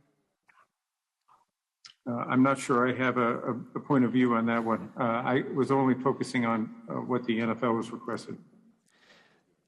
The Democrats haven't even, just make this point, sir, the Democrats haven't even sent document requests to the Biden administration about the botched withdrawal from Afghanistan or the COVID origination or the impact of school closures on kids or what they're doing about the illegal immigrants and fentanyl streaming across the southern border, or about skyrocketing inflation, energy prices. Not one request on these problems. I think that's what the people in my district in Kentucky care about, and I'm pretty sure that's what most people in America care about. But, Commissioner, you had Beth Wilkinson conduct an investigation into the workplace conduct of the Washington Commanders, and Mary Jo White's in the midst of a related one. You've already stated that. And you've also stated the Commanders have made dramatic improvements at its organization. Is that correct? Yes. So why are we here? Why do you think we're here today? Because that's what a lot of the people on my side of the aisle, the Republican members, minority members, why are we here? Why do you think we're here, sir? Ranking Member, I was given an invitation, and I felt it appropriate to show up when Congress asked me to show up, and I believe that this matter was handled appropriately, and I wanted to make sure I stated our point on that. And you believe that, let me get this right, you believe that Dan Snyder has been held accountable for a past toxic work environment, continues to go in and monitor the situation, and how would you describe the current situation of the work environment in the Redskins or Commanders football program? How are things today in the NFL's view? Well, Ranking Member, it's not just the NFL going in. More importantly, it's an independent organization, Vestry Light, that is auditing, goes in and is meeting with employees, going through processes, checking with HR. Again, we had very woeful HR processes for too long in that organization. They've been implemented into the organization now. It is actually a very professionally run organization from an HR standpoint. I think employees, from the reports that I've seen in this, that you also have a copy of, employees feel comfortable with the environment in the workplace. They see a dramatic change. And I think that the changes that the Commanders have made, including implementing new executive leadership from President Jason Wright to the coach Rivera, I think you see a dramatic change in the organization. And Dan Snyder made those hires. Dan Snyder made those changes. But I also believe that Beth Wilkerson's recommendations to the workplace, the 10 recommendations she made, were very important to implement. And that's why we have ongoing oversight to that, to make sure that that continues, which I think is the most important objective when we began this, is not just the accountability, but really to make sure that we change the direction of this workplace and make sure that it was safe for our employees. The gentleman's time has expired. Thank you. The gentleman from Maryland, Mr. Raskin, is recognized for 5 minutes. Thank you, Madam Chair. After the Washington Post expose of decades of sexual harassment at the team, Dan Snyder announced he'd be conducting an independent investigation into the toxic workplace culture. But then, when allegations surfaced implicating Mr. Snyder himself, the NFL said it was taking over the investigation. So far, so good. But then, in September of 2020, Mr. Goodell, you entered into a secret common interest agreement with Dan Snyder's team to share information about the investigation, which included an investigation into his own conduct. But you never told the women who were participating in interviews with Ms. Wilkinson that there was this secret agreement to share information. So now Mr. Snyder got access to these interviews. How is that protecting the privacy and confidentiality of the women, which you have asserted is your key value here? Well, the common interest agreement, and I'm not an attorney, is a legal document that helped us transfer the commander's investigation to the league investigation. It is an agreement that did not prevent us from sharing information. No, it guaranteed that you would share information, right? No, it allowed us to make sure that we could continue the investigation with Beth Wilkerson so that she would not have to go back and have to meet with some of the people she had already met as witnesses and have to go through that entire process again. Okay. But there was nothing in that common interest agreement. And by the way, I'll just point out too, that common interest agreement was entered into just a couple of weeks after we took over the investigation, when it was clear, before it was clear that this committee was even focused on this issue. Well, right, this committee has nothing to do with it. The point is that Mr. Snyder had access to all of the interviews of the women whose confidentiality interests you're now purporting to assert. I'm puzzled by this, too. Why would you pay hundreds of thousands or millions of dollars to investigate sexual harassment in a toxic workplace environment, but then publish no written report about it? You had a 243-page written report on Deflategate, as my colleague from Illinois pointed out, and you had another published report about sexual harassment with the Miami Dolphins where the names were redacted, where people felt there was a confidentiality problem. Why wasn't redaction sufficient to protect the anonymity of the women who were involved in the case of the Washington team? Congressman, if I may, I just want to, I think, clarify something. To my knowledge and my understanding is Dan Snyder did not have access to those interviews that Beth Wilkinson had done, even while the team was overseeing that. So you're saying he's never seen those interviews, you're saying? Not to my knowledge, and I don't believe so. Okay, why wasn't redaction sufficient to protect the anonymity of the women being interviewed in the case of the Washington team when it was sufficient in the case of the Dolphins? In the case of the Dolphins, my recollection was no one had asked for any confidentiality. Not only did in the Washington no, they did matter, because their names were redacted. Can I finish? Please. Not only in Washington, not only did they ask for confidentiality in many cases, we also promised them confidentiality. Yes, that's what redaction is for. Okay, that's what redaction is for. Redaction doesn't, Congressman, with all due respect, redaction doesn't always work in my world. I promise you. Okay. We need to take extra steps to make sure these people who did come through and courageously come forward. All right. I got to reclaim my time here because I got another question for you. Between August of 2020 and April of 21, while the Wilkinson investigation was taking place, Dan Snyder conducted a parallel investigation of the women who spoke out, and he filed 10 lawsuits in 7 states around the country in an effort to expose and undermine those women who had allegedly participated in the Washington Post series. One federal judge described Snyder's legal actions as, quote, an effort to burden and harass individuals formerly associated with the team who may have acted as sources for the Washington Post, adding that the subpoenas that he issued were, quote, being done for what the court perceives is an improper purpose to discover the sources for the embarrassing and damning Washington Post story. So, did you do anything to try to stop Dan Snyder from harassing these women in court after they'd been sexually harassed?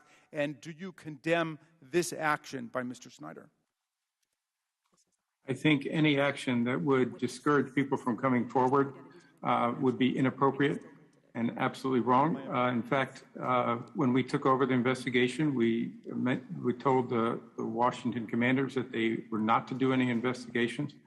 By April 21, I think is the date you gave me, my recollection from your question, we were in the final stages, and Beth had probably met with most of the men and women that wanted to come forward, and we were getting close to concluding our investigation, our best investigation. So you condemn that form of legal harassment against the women who came forward?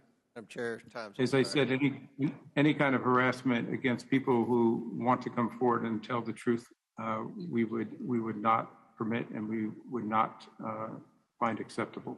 The gentleman's time has expired. The gentleman, you are allowed to respond to his question. Okay, we are now recognized from Texas, Mr. Fallon, the gentleman from Texas.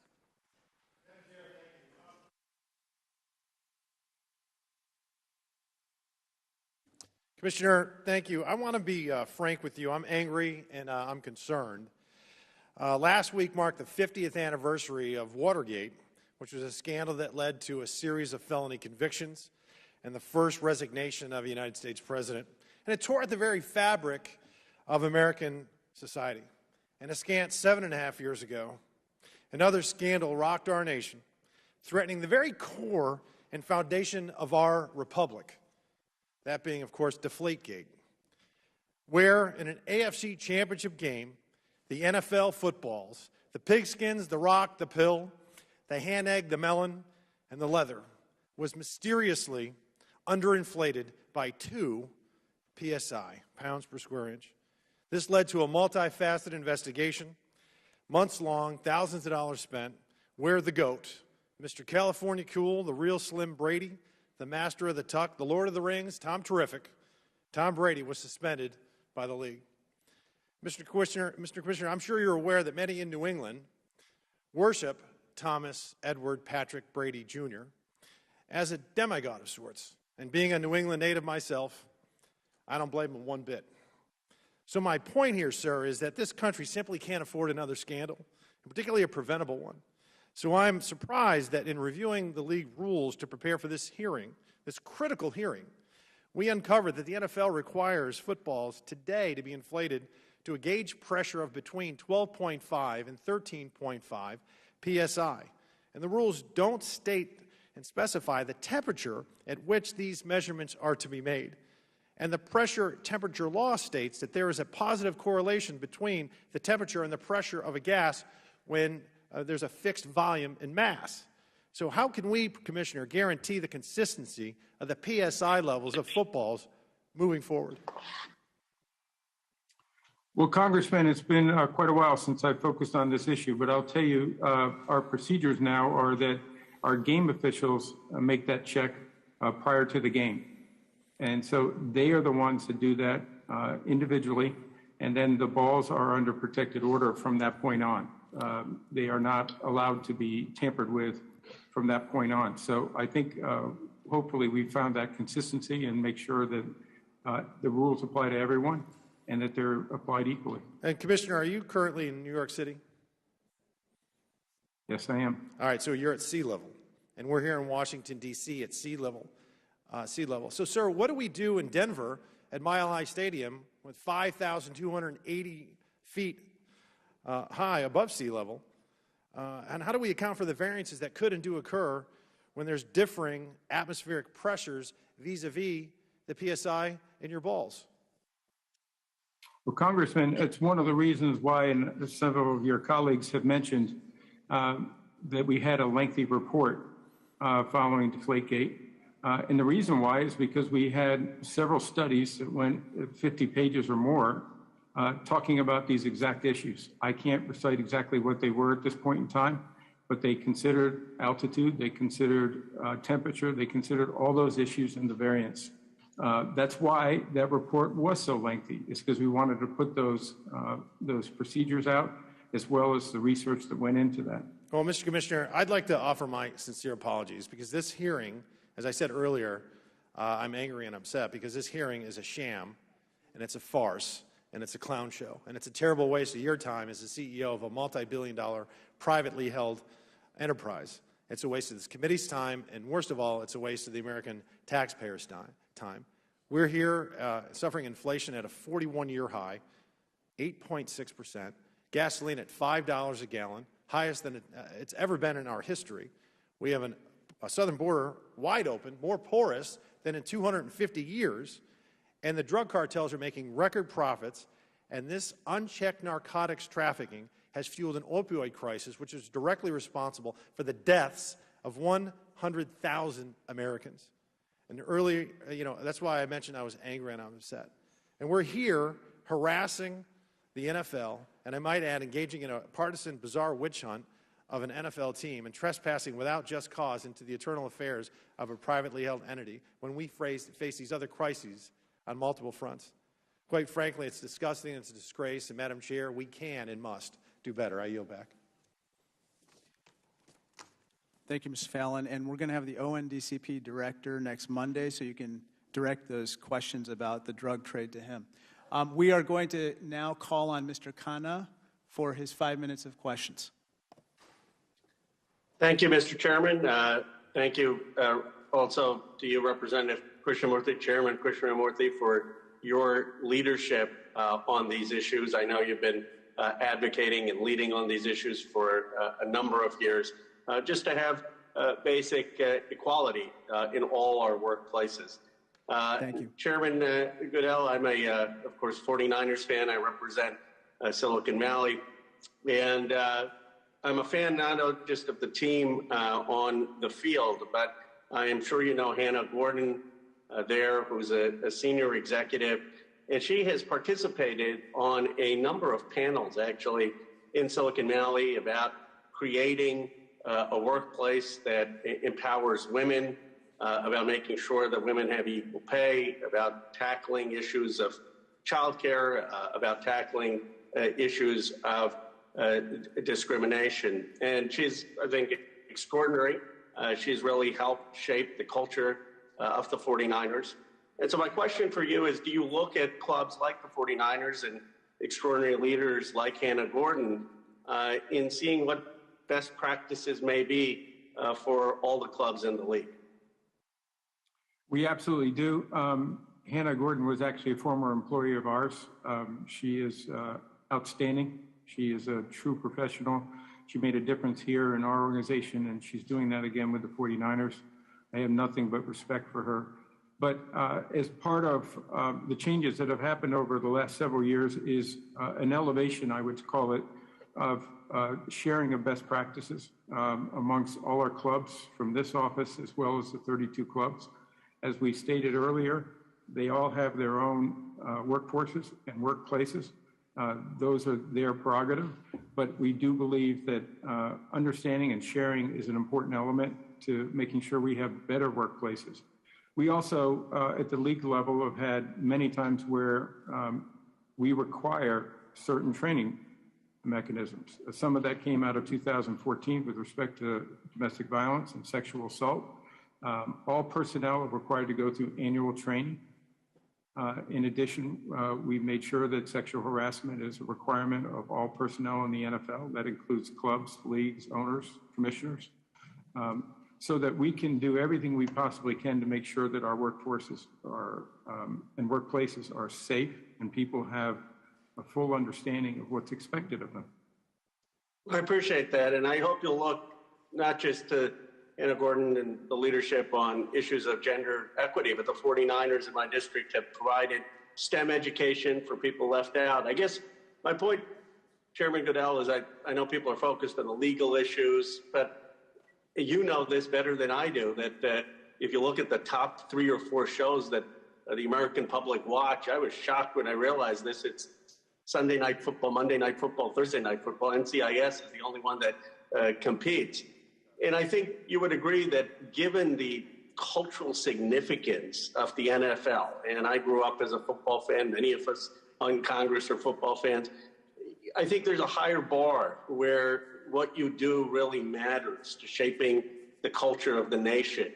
And I guess my request and my plea to you would be to realize that responsibility, obviously on issues of gender, of issues of equality, of issues of helping get young people involved in STEM and education, and just realize that, you know, you have a huge platform and make a big difference to the culture of the country. And that's, I think, the spirit of these hearings, as opposed to some legalistic dispute, is just what can you do with the platform you have. Congressman, I could not agree with you more. We take that responsibility seriously. We understand the impact we have in our communities as well as nationally and even globally. And that's why we have worked hard to try to meet that standard. We're not perfect, but we work hard to, whenever we see something that we can improve on, we dig in and we do our best to make sure that we're a leading voice and an institution that people can look to say, they're doing things the right way. And I appreciate your comments. It's well beyond gender, to your point. It's diversity in general. It's making sure that we do everything in our communities, including making sure that our communities are addressing the difficult issues that some of you have talked about today, and making sure that our teams are playing an active force in some of that, whether it's our work on how do we get people to vote. Our clubs are actively using their facilities, are actively using their platform in which to encourage people to get out and vote. I appreciate that. Thank you for your time. Thank you, Mr. Chairman. Thank you, Mr. Khanna. And now I'm going to be calling on Mr. Grothman for his 5 minutes. Thank you. It's just, as was just pointed out, Mr. Goodell, you have attract tens of millions of dollars from Americans who watch your games every week. You've got a large captive audience. Would you agree the NFL has a tremendous amount of power and ability to influence American culture? Yes, Congressman, I think I just made that point. I agree with you. I'm a little bit troubled by your embracement of what I'll call left woke anti-American propaganda, way exaggerating any amount of racism in America. Under your leadership, the NFL has perpetuated the narrative that America is a racist country, including the myth of systemic racism in policing. You've committed hundreds of millions of dollars to, quote, fight racism in America.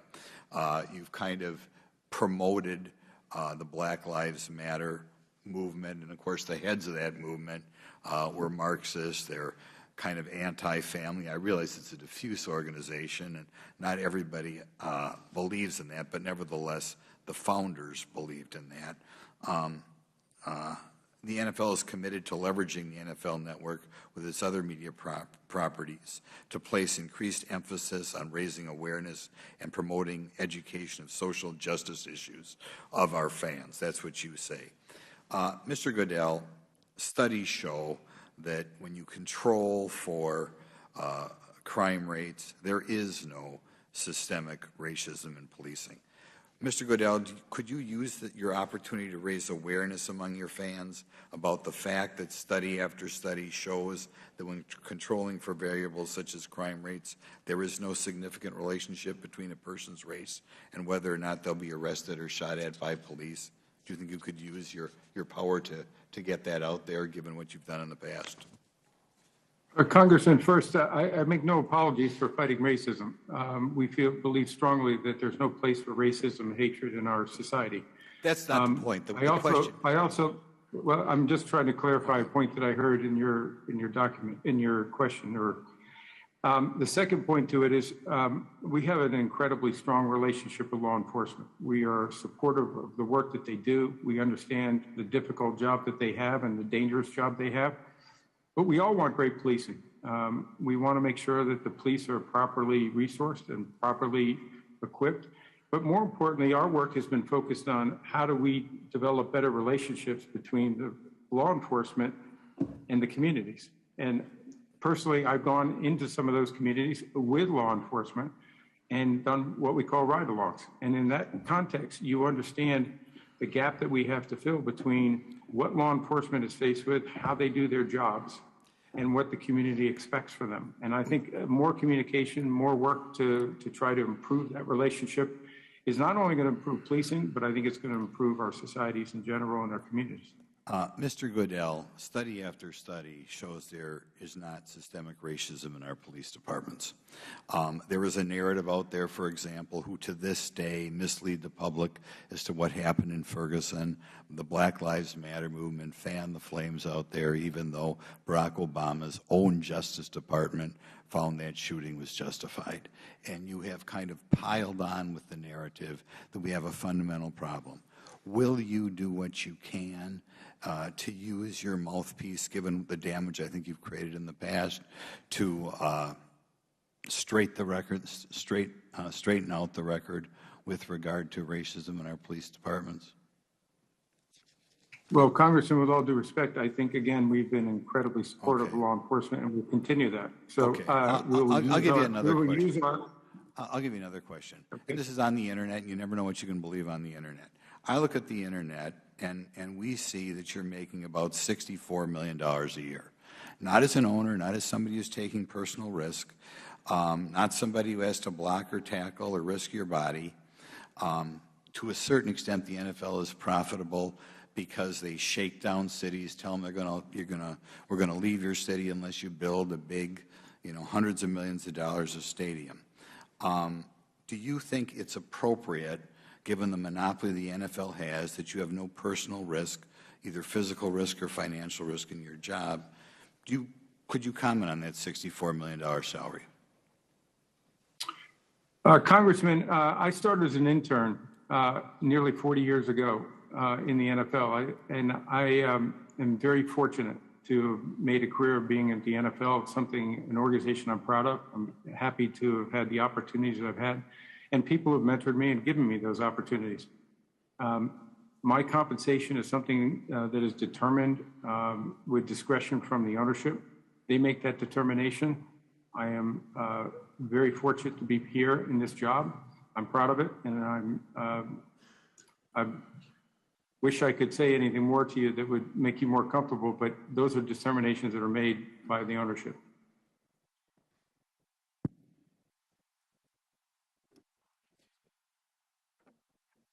Thank you. Thank you for the questions, Mr. Grothman. One thing I just wanted to clarify, the Commissioner said that the difference between releasing the Miami Dolphins report and the Wilkinson investigation is that witnesses in the Miami Dolphins case did not request their identities to remain confidential. That is not correct. According to page 54 of the Dolphins report, it says witnesses, quote, specifically asked that their identities remain confidential. A few even seemed to fear potential retaliation for cooperating with our inquiry, and we honored their request, close quote. I'd now like to recognize the gentlewoman from Ohio, Ms. Brown, for her questions. Thank you. Thank you, Mr. Chairman, and I appreciate this committee holding this hearing. Commissioner Goodell, you have repeatedly touted that the NFL should be held to a high standard, and I applaud you for that. You have also assured us that when the NFL took over the investigation of the Commanders, it was to, quote, provide greater public assurance of the integrity and independence of this investigation. And yet, it's been reported 8 days after the NFL assumed oversight of the Wilkinson investigation, it signed an agreement with the Commanders. A secret agreement is how some might call it. But the agreement gave Dan Snyder the Commanders the right to veto the release information or communication shared with the Wilkinson investigation. So my question, yes or no, Mr. Goodell, is it true that the Commanders blocked the NFL from turning over 40,000 documents from the internal investigation to this committee in response to its October 2021 request? Congresswoman, sorry, this was a legal agreement that allowed the transfer of the investigation that was begun under the Washington Commanders authority and was transferred to the NFL. I'm not a lawyer, but I fully understand from our people, my understanding is that it did not prevent us from sharing any information. Just reclaiming my time, is that a yes or a no, Mr. Goodell? I'm sorry. It's the answer to my question. It's neither. I'm trying to bring clarity to the question. Okay, I'm going to respectfully reclaim my time. The NFL, it's also been reported that the NFL stood by while Mr. Snyder ran a shadow investigation, deploying private investigators to the homes of his accusers in an effort to intimidate them while he offered them hush money to buy their silence. Mr. Goodell, did you or anyone from the NFL tell Mr. Snyder or his attorneys to stop using private investigators? Yes or no, please? We, as soon as we took over the investigation, we made it clear to them that they should not be investigating any of these matters. Secondly, we asked that the Commanders reach out to current employees as well as former employees to encourage them to participate. So any efforts to intimidate witnesses or prevent them from doing it would be inconsistent with that. What about the subpoenaing of private emails and phone records from former employees about confidential communications with the Washington Post regarding the Commanders' toxic workplace? Can you tell me about that? I'm not sure I understand your question, Congresswoman. Did you ask for that to cease, or was there any engagement from you to stop that usage? For what to cease? I'm sorry. The subpoenaing of private emails and phone records from former employees about confidential communications with the Washington Post regarding the Commanders' toxic workplace? I'm not clear on what that is. I'm happy to follow up with our staff and our attorneys to make sure we get you an answer, but I'm not familiar with that. Okay. All right. Well, after hearing some of the questions that have been put forth and your responses, it seems to me that the NFL picked a side in this investigation, which silenced the voices of employees and allowed Mr. Snyder to peddle his own version of the facts. And I think it's been stated here, while I again applaud the efforts and the steps that you have taken to reverse course, it is, I associate myself with the comments of my colleague, Mr. Rokana. We can and we must do better. We should not allow the owners to decide what information is made public, and we should not allow them to silence their employees with non-disclosure agreements that conceal workplace misconduct. So it is my hope and my belief that this committee must act to pass meaningful legislation that will protect the workers in the lead and around the country. And so, with all sincerity, I thank you for coming forward and taking the time to answer this committee's questions, and hope that you will continue to take the steps to lead the nation as an example of what it takes to have a productive, quality, safe workplace. Thank you so much. And with that, Mr. Chairman, I yield back. Thank you. The gentleman from Pennsylvania, Mr. Keller, is recognized for 5 minutes. Thank you, Madam Chair and Ranking Member Comer. This committee had a joint roundtable last February, and the subject came up, and my position on this is the same, and that is there is no excuse for abusive behavior or harassment in any work environment. In any instances of such behavior, they should be fully investigated and violators held accountable. But, as I also pointed out in February, this committee has been tasked with investigating waste, fraud, and abuse of taxpayer dollars and ensuring government agencies are operating properly.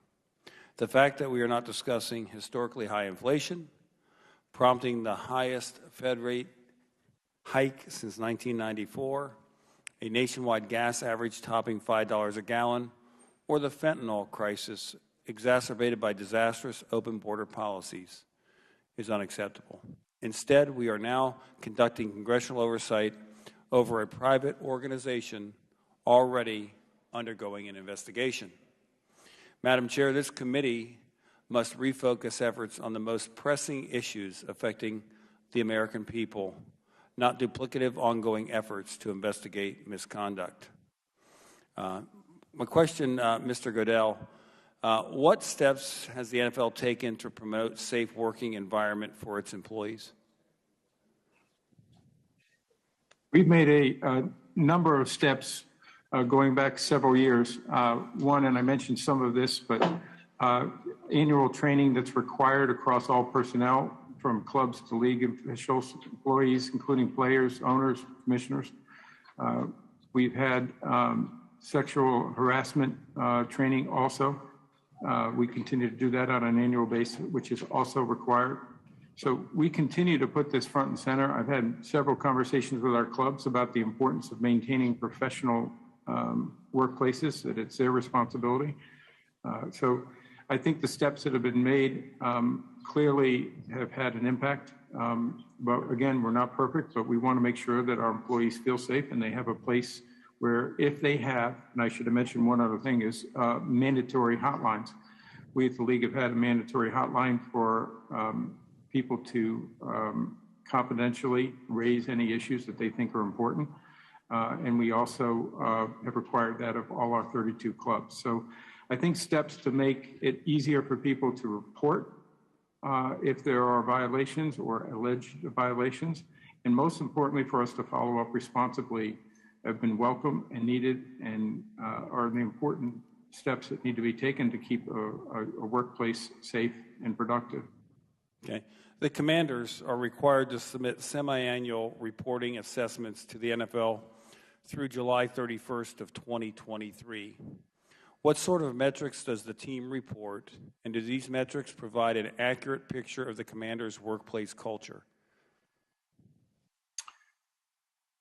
They actually don't give it to us. It's put in a report. It's actually gathered by an independent firm, Vestry Light.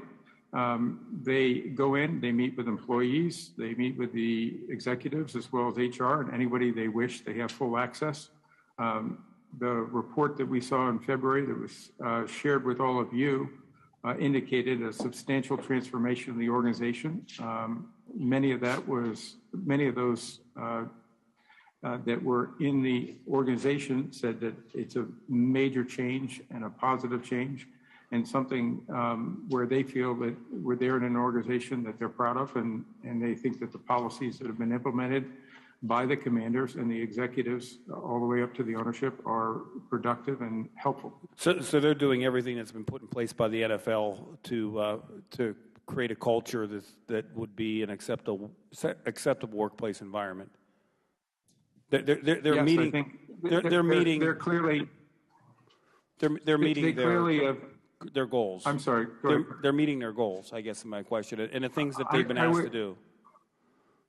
I think this work is something that is, you never achieve the goal line. I think you have to continue to work on this. But I think the steps that have been taken, the recommendations made by Beth Wilkinson that were implemented by the commanders, the executives and the ownership have taken this seriously and made significant changes to their organization. There will be more work to do. We all have more work to do.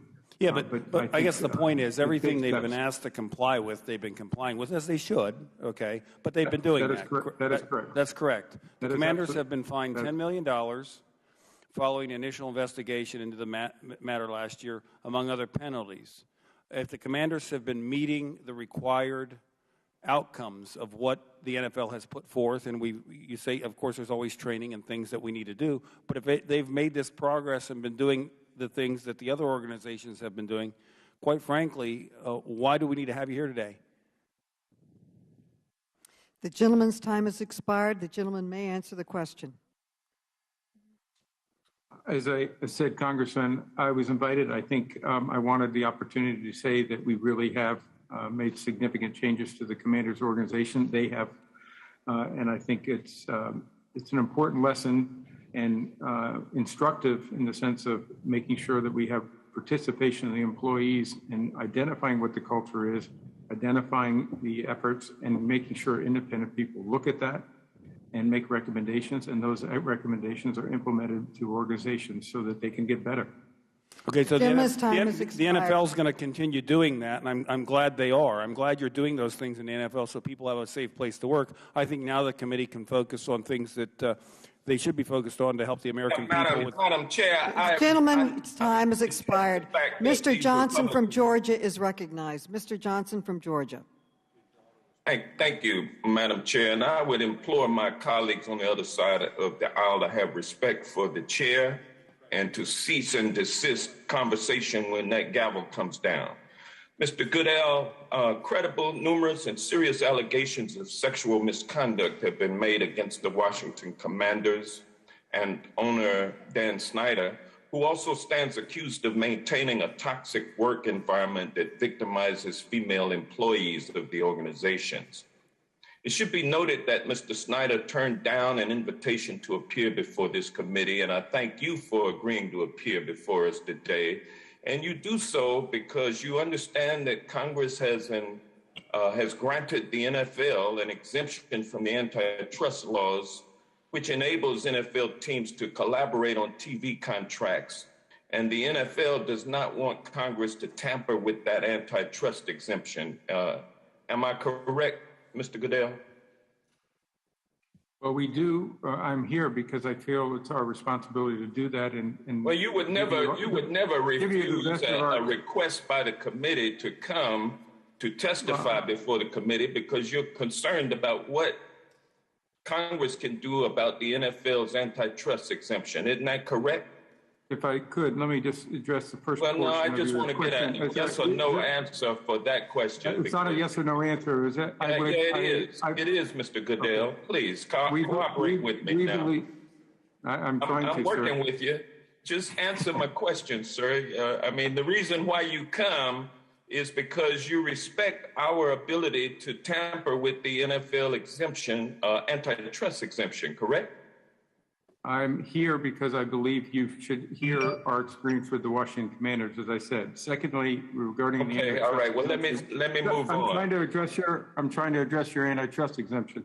I think the antitrust exemption that was put back in the early '60s has been very good for consumers. It has been very profitable for the NFL, and I'm going to reclaim my time. The findings of the NFL's investigation into allegations of sexual harassment by Dan Snyder and the Commanders organization remains secret, and Mr. Snyder himself has not been held accountable by the NFL. Additionally, the NFL has entered into an agreement with Dan Snyder, which prevents the findings of the internal investigation from coming to light. Every step of the way, the NFL appears to have been part of a cover-up that has resulted in credible allegations of the maintenance of a culture of sexual harassment at the Washington Commanders being swept under the rug. Meanwhile, for all we know, women working for the Washington Commanders are still being subjected to a hostile workplace environment while the NFL has stood by Dan Snyder. Statements that the NFL has held Dan Snyder accountable are impossible to verify because of your unwillingness to reveal the findings of the internal investigation. With the antitrust exemption that the NFL enjoys, which has enabled it to be wildly profitable as an enterprise, it is no secret that the influence your company has in the nation and across the world, Mr. Goodell, is fundamental. Why not use this as an opportunity to positively influence the public by holding Dan Snyder accountable for his actions? Well, we believe we have held him accountable. As we said, we had an independent investigation. In what way have you held him accountable? He was fined over $10 million. He stepped away from the organization now for a year. He's required as so the investigation then has been completed. If it has resulted in a fine, why haven't those results been released to the public? We released a summary report, which as I Why not stated, the full report? Because there is no full written report. Why not? We had an oral report. Why has there not been a full written report rendered on this very important issue? There was a 5-page report that not only talked about our findings in a summary form, that talked about the toxic organization and the facts that we needed to implement new policies and procedures there. We put those recommendations from the independent investigator, Beth Wilkinson, and they implemented and adopted each of those 10 recommendations. A 5-page report, Mr. Goodell. The gentleman's time has expired. The gentleman's time has expired. We now call upon Mr. Gibbs from Ohio. You're now recognized, Mr. Gibbs, for 5 minutes. Yeah, thank you. First, before I yield my time, I want to associate myself with the comments made by Ranking Member Comer about, I hope we have some hearings in the future with cabinet secretaries dealing with our border, dealing with our energy crisis. We've not had a cabinet secretary for this committee, this Congress. It's very nice to have that. And so I want to yield the rest of my time to Congressman Burgess Owens, former NFL football player. I yield my time today. Thank you. Thank you so much for that. And thank you, Chairman Maloney. Madam Chair, I have a parliamentary inquiry. May I ask his parliamentary inquiry? Yes. Is it proper for a congressman or congressperson who does not serve on a committee but has been waived onto the committee to participate in the questioning of a witness without any further proceedings? He's been waived on the committee, and yes, you can have a member on the committee yield their time to a waived on committee member.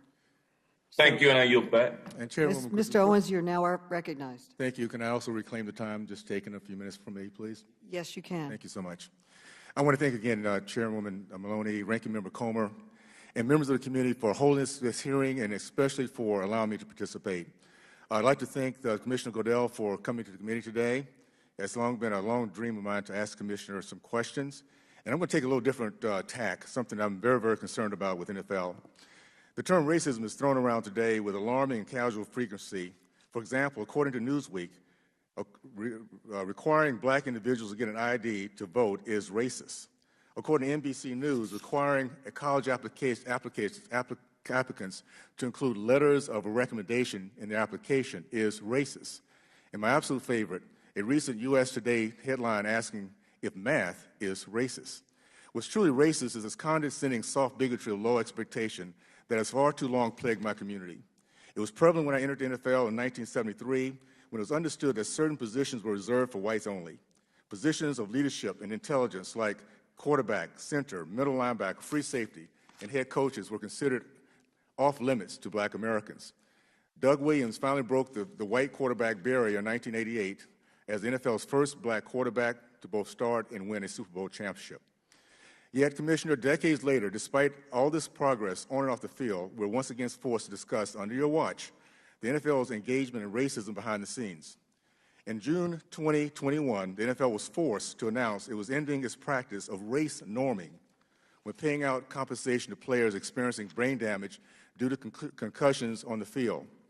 The NFL has for years used separate tests based on race to score players' cognitive threshold.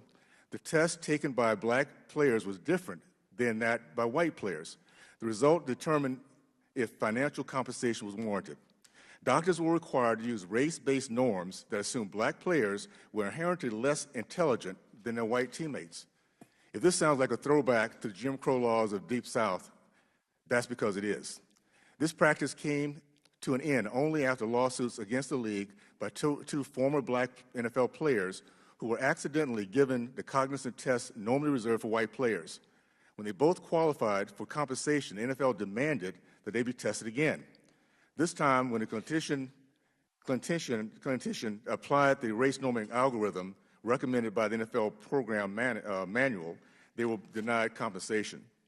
As a result of this practice, the NFL compensated injured black players and their families less than white players and their families. To say that black players should be judged by a lower standard of brain function than their white teammates is without question a perfect example of real racism. Commissioner, due to time, I have a couple questions. Just wanted some yes and no's, if you wouldn't mind. Do you acknowledge that until 2021, the race norming algorithm was used to evaluate intelligence of black players as part of the NFL class action settlement? Was it a specific time that you're asking about? But this, as you know, I think this is an issue that was part of a settlement with our former players. Yes. Federal judge Oversight. Yes. Yeah. Commissioner, if you wouldn't mind. Commissioner, if you wouldn't mind. Yes. This was back in this 2013 settlement. Did you recognize the race norming algorithm was part of that settlement? You commented on that, and I know the NFL has apologized for that. The federal. Yes, the two parties agreed to that because it was a standard medical procedure. What we agreed to do just recently is change that. I'd like to reclaim my plans. Thank you so much. Do you agree that the NFL's use of a scale for black Americans versus those of any other race is the definition of systemic racism? Real simple, yes or no? It was not required by any doctor to use those standards, and we adopted new standards. If it was not required, then why was it used? Because at the end of the day, there was a separate system used for black and white. Okay, that's a medical standard far beyond the NFL. That being said, I know you apologize for it. The NFL has apologized. I'll just say, let me just say this real quickly. Speaking on behalf of my black and white brothers who gave their careers to make sure that we got past racism, this is an atrocity. And the fact the NFL has judged black people at a different rate and intelligence than white people is something that needs to be looked at. And I look forward to having this longer conversation with you as we get into the coming months. And I think you'll back. The gentleman yields back. The gentlewoman from Michigan, Ms. Tlaib, is now recognized for 5 minutes. May I?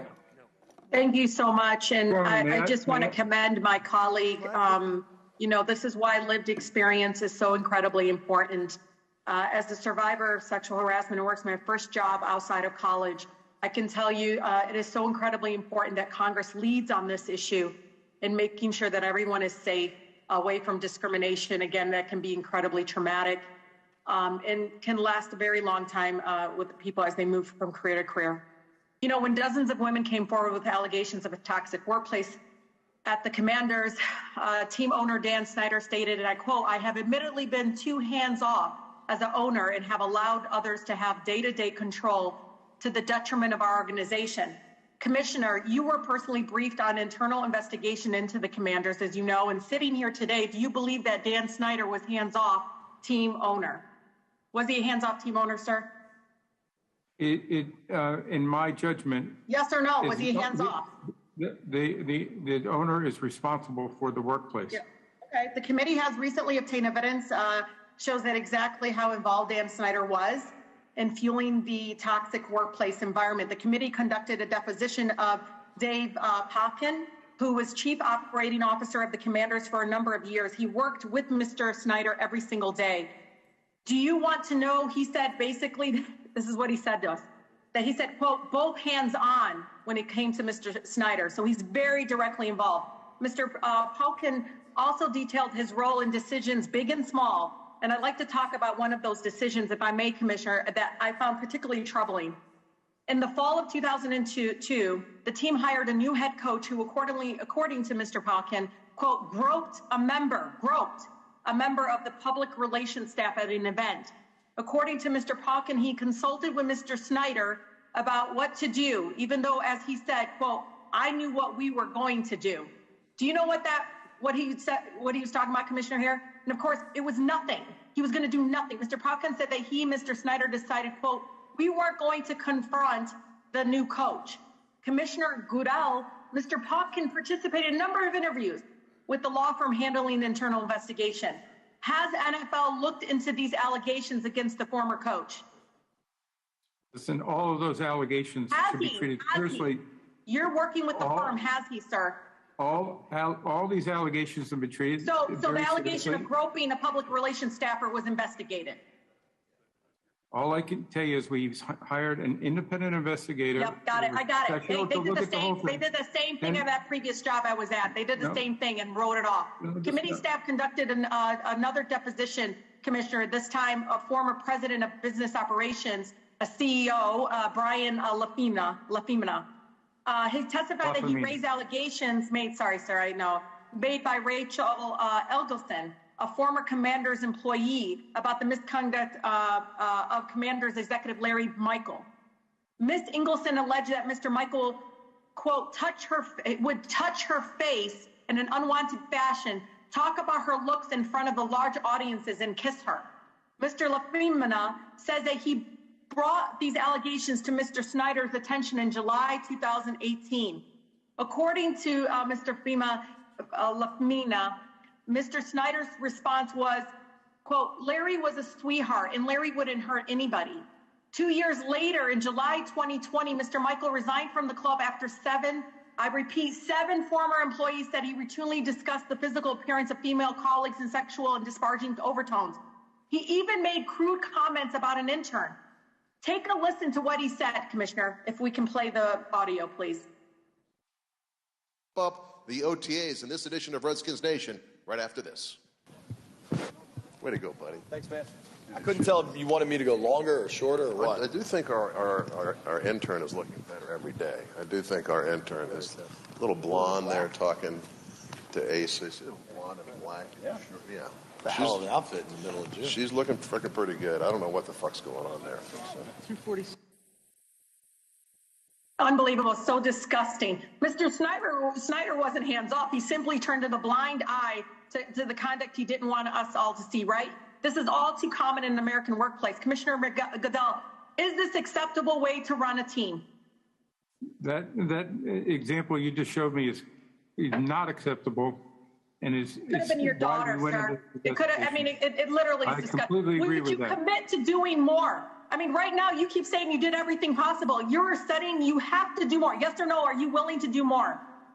Yes, of course I'm willing to do more. I never said that we were going to stop. I actually said the opposite. But you have the authority to recommend that Dan Snyder be removed as a team owner. Okay, you can recommend the that Dan gentlelady's Snyder be time removed has as a team owner. expired. The gentleman may answer her question. Your time has expired. You may answer her question. Should Dan Snyder be removed? I think I'm good. Remove him. Will you remove him? I don't have the authority to remove him, Congresswoman. Okay. The time has expired. The gentleman from Texas, Mr. Sessions, is recognized for 5 minutes, and votes have been called. Okay. Madam Chairman, thank you very much. I appreciate you and Mr. Comer trying to work together. Commissioner, I want to thank you for taking time to be with us today. I think you've heard that Congress is sometimes assertive about some of the ideas that we have, but I thank you for taking your time to be here. I think answering questions that dealt with someone else's behavior, also your own, because as Commissioner, you have a responsibility for the league. I want to thank you for trying to work with people across the spectrum, athletes, coaches, fans, television networks, owners, and to tell you that I think that from my perspective, and I have been a football fan for many, many years.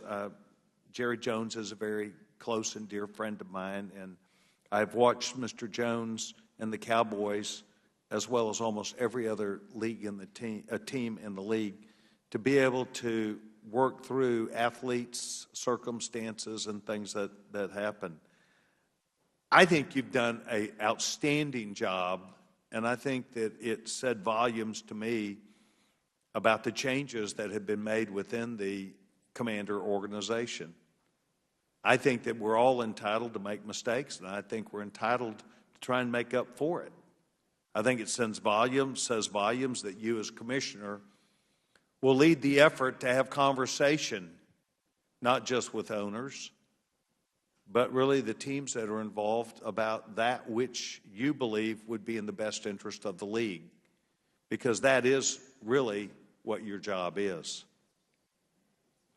But Commissioner, I want to say this to you. I think it's also important that we here in Congress recognize we're not perfect either. And we do things that can be seen in ways that are not always the same way everybody in Congress would want.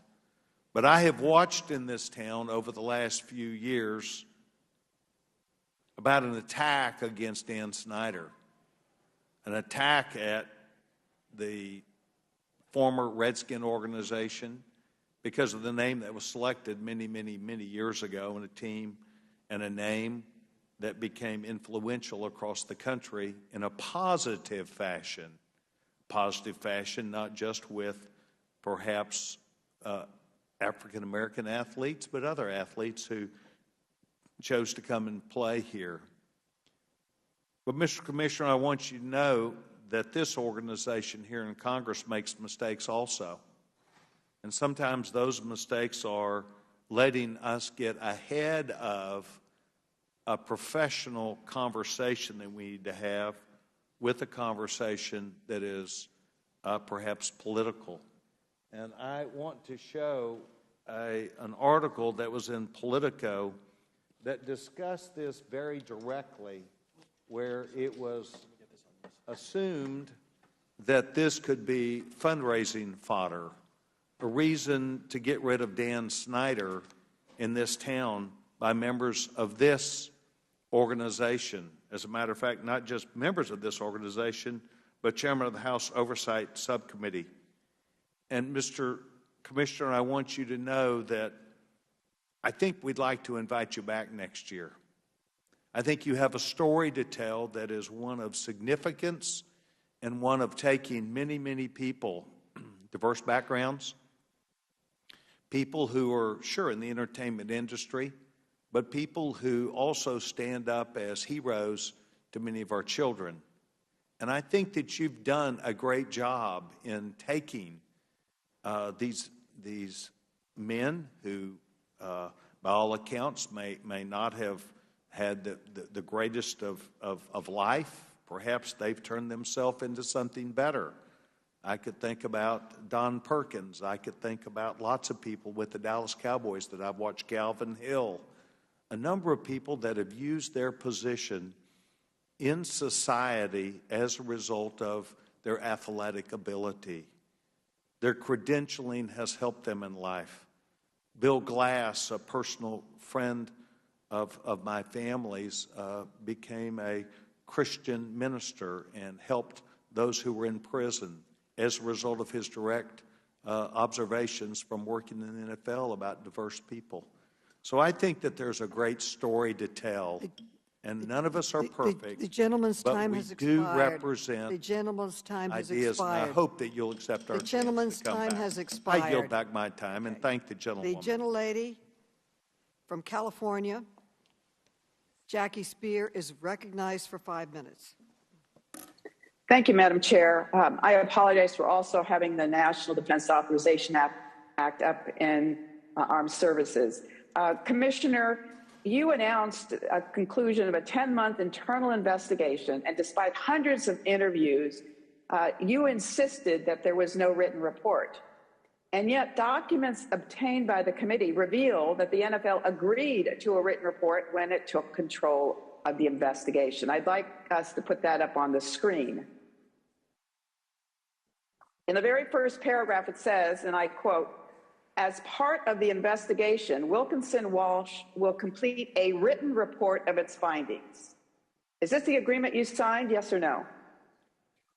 I have never seen the agreement before, Congressperson, but I know that we signed an engagement letter that was essentially the same engagement letter that was signed by the Washington Commanders. So you made the decision to receive an oral rather than a written report, is that correct? We did in October of that year on the basis of providing confidentiality to the people who came forward. It was important. Well, that's bogus, because those reclaiming my time, the survivors have begged you to release that report. It is the commanders, it's Dan Snyder, that had PIs hired to intimidate them and show up at their doorsteps. So the question is, were you ever aware of a written report, or were you ever aware of a PowerPoint presentation, yes or no? I am not aware of that, and I want to clarify something you said in respect to people coming forward. People coming forward, their confidentiality was important to them. Some have come forward and not been concerned about their privacy or confidentiality, but there are many others. The vast majority of the people that were spoken to in the context of this investigation have wanted to continue their privacy and their confidentiality. Will you free Beth Wilkinson to be able to speak freely about the findings from her internal investigation with this committee? As we've said many times before in the context of this, the details in the investigation of Beth Wilkinson are privileged. We're going to protect the confidentiality and privacy of those individuals. We're asking you whether or not, okay, let me ask you this then. For those victims that would like to have the report released as it relates to them, will you release that? We couldn't do that and protect the confidentiality. That's an issue of That's privilege. not true. You could, not if the victims are willing to have that information about themselves released. I'm not an attorney, but we can't waive privilege for some that would impact others, I don't believe. So, well, but I'm happy to have our attorneys be able to address that with you. I'm not an attorney. So the Carolina Panthers, there was an investigation of them 2 years before the Commanders' investigation. They included several recommendations for the league to strengthen its protection of workers. One was a specific prohibition to non-disclosure agreements to limit reporting of potential violations. Did the league ever adopt that recommendation?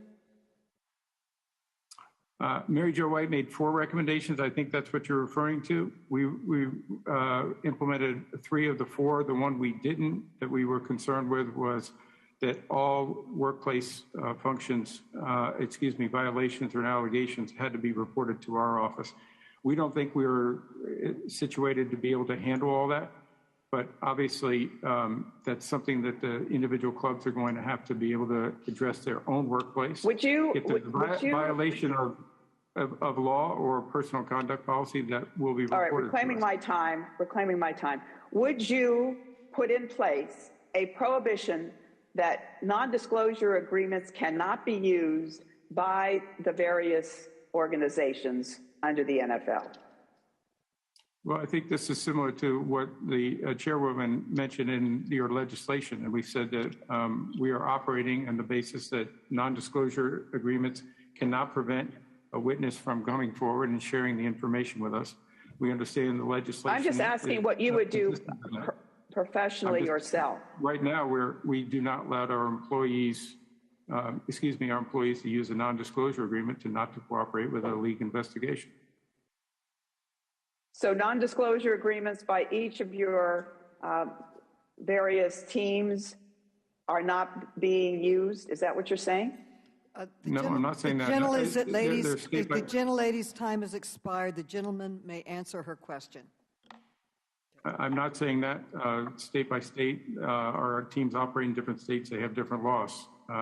So the federal legislation is something that we're willing to work with the committee on. Thank you. The gentleman's time has expired. And before we close, I want to offer the ranking member an opportunity to offer any closing remarks he may have.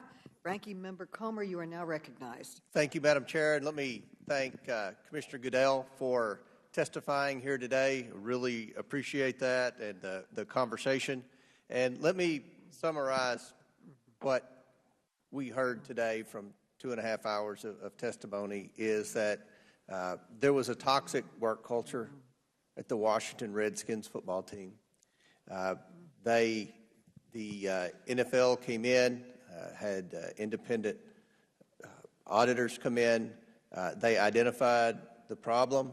Those people were held accountable. They were terminated. And the NFL has ongoing investigations into this. And, you know, from what we've heard today, the problems have been fixed. And the organization moves on.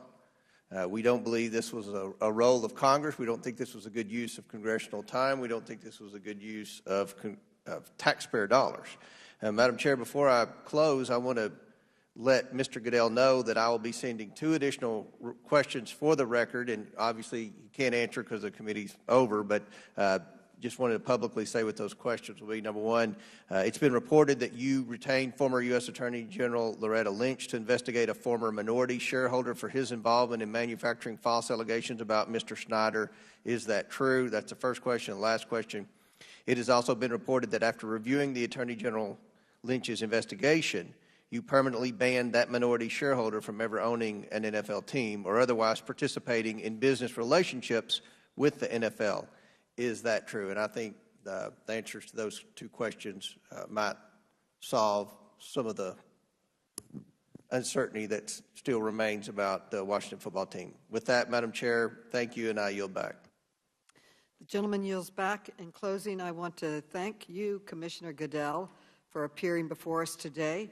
We appreciate very much your testimony and your willingness. Madam Chair, this is Debbie Wasserman Schultz. We are in closing right now, and I have to get to the floor to vote, so I have to close right now.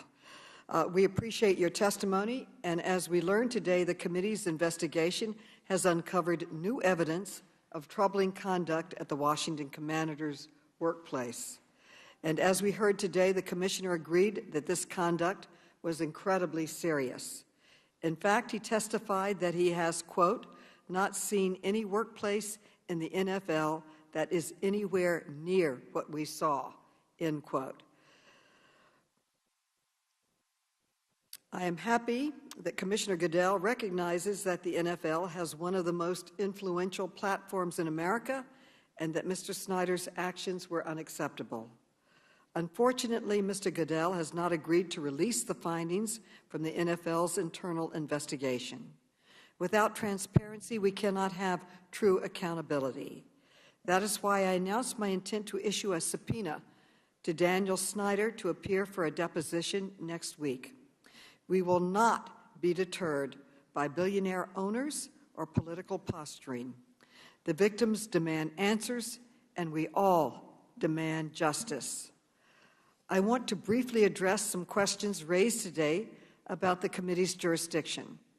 To be clear, what I was conveying earlier is that the Oversight Committee has broad investigative authority under House Rule 10 to investigate any matter within Congress's legislative power. As I also explained earlier, this committee has a long bipartisan history of investigating workplace conduct in professional sports, including sexual misconduct. This investigation has already led to 2 bills that I introduced to help strengthen protections for workers from workplace misconduct. I would invite all of my colleagues on both sides of the aisle to join me in supporting these efforts. The committee will not waver in our efforts to conduct this investigation to ensure that women and all Americans are protected in the workplace. With that, and in closing, I want to thank our panelists again for your remarks, and I want to commend my colleagues for participating in this important conversation. With that, without objection, all members will have 5 legislative days within which to submit extraneous materials and to submit additional written questions for the witnesses to the chair, which will be forwarded to the witnesses for response. I ask our witness to please respond as promptly as possible. Again, thank you for your attendance today. This hearing is adjourned, and I hope I can make the vote.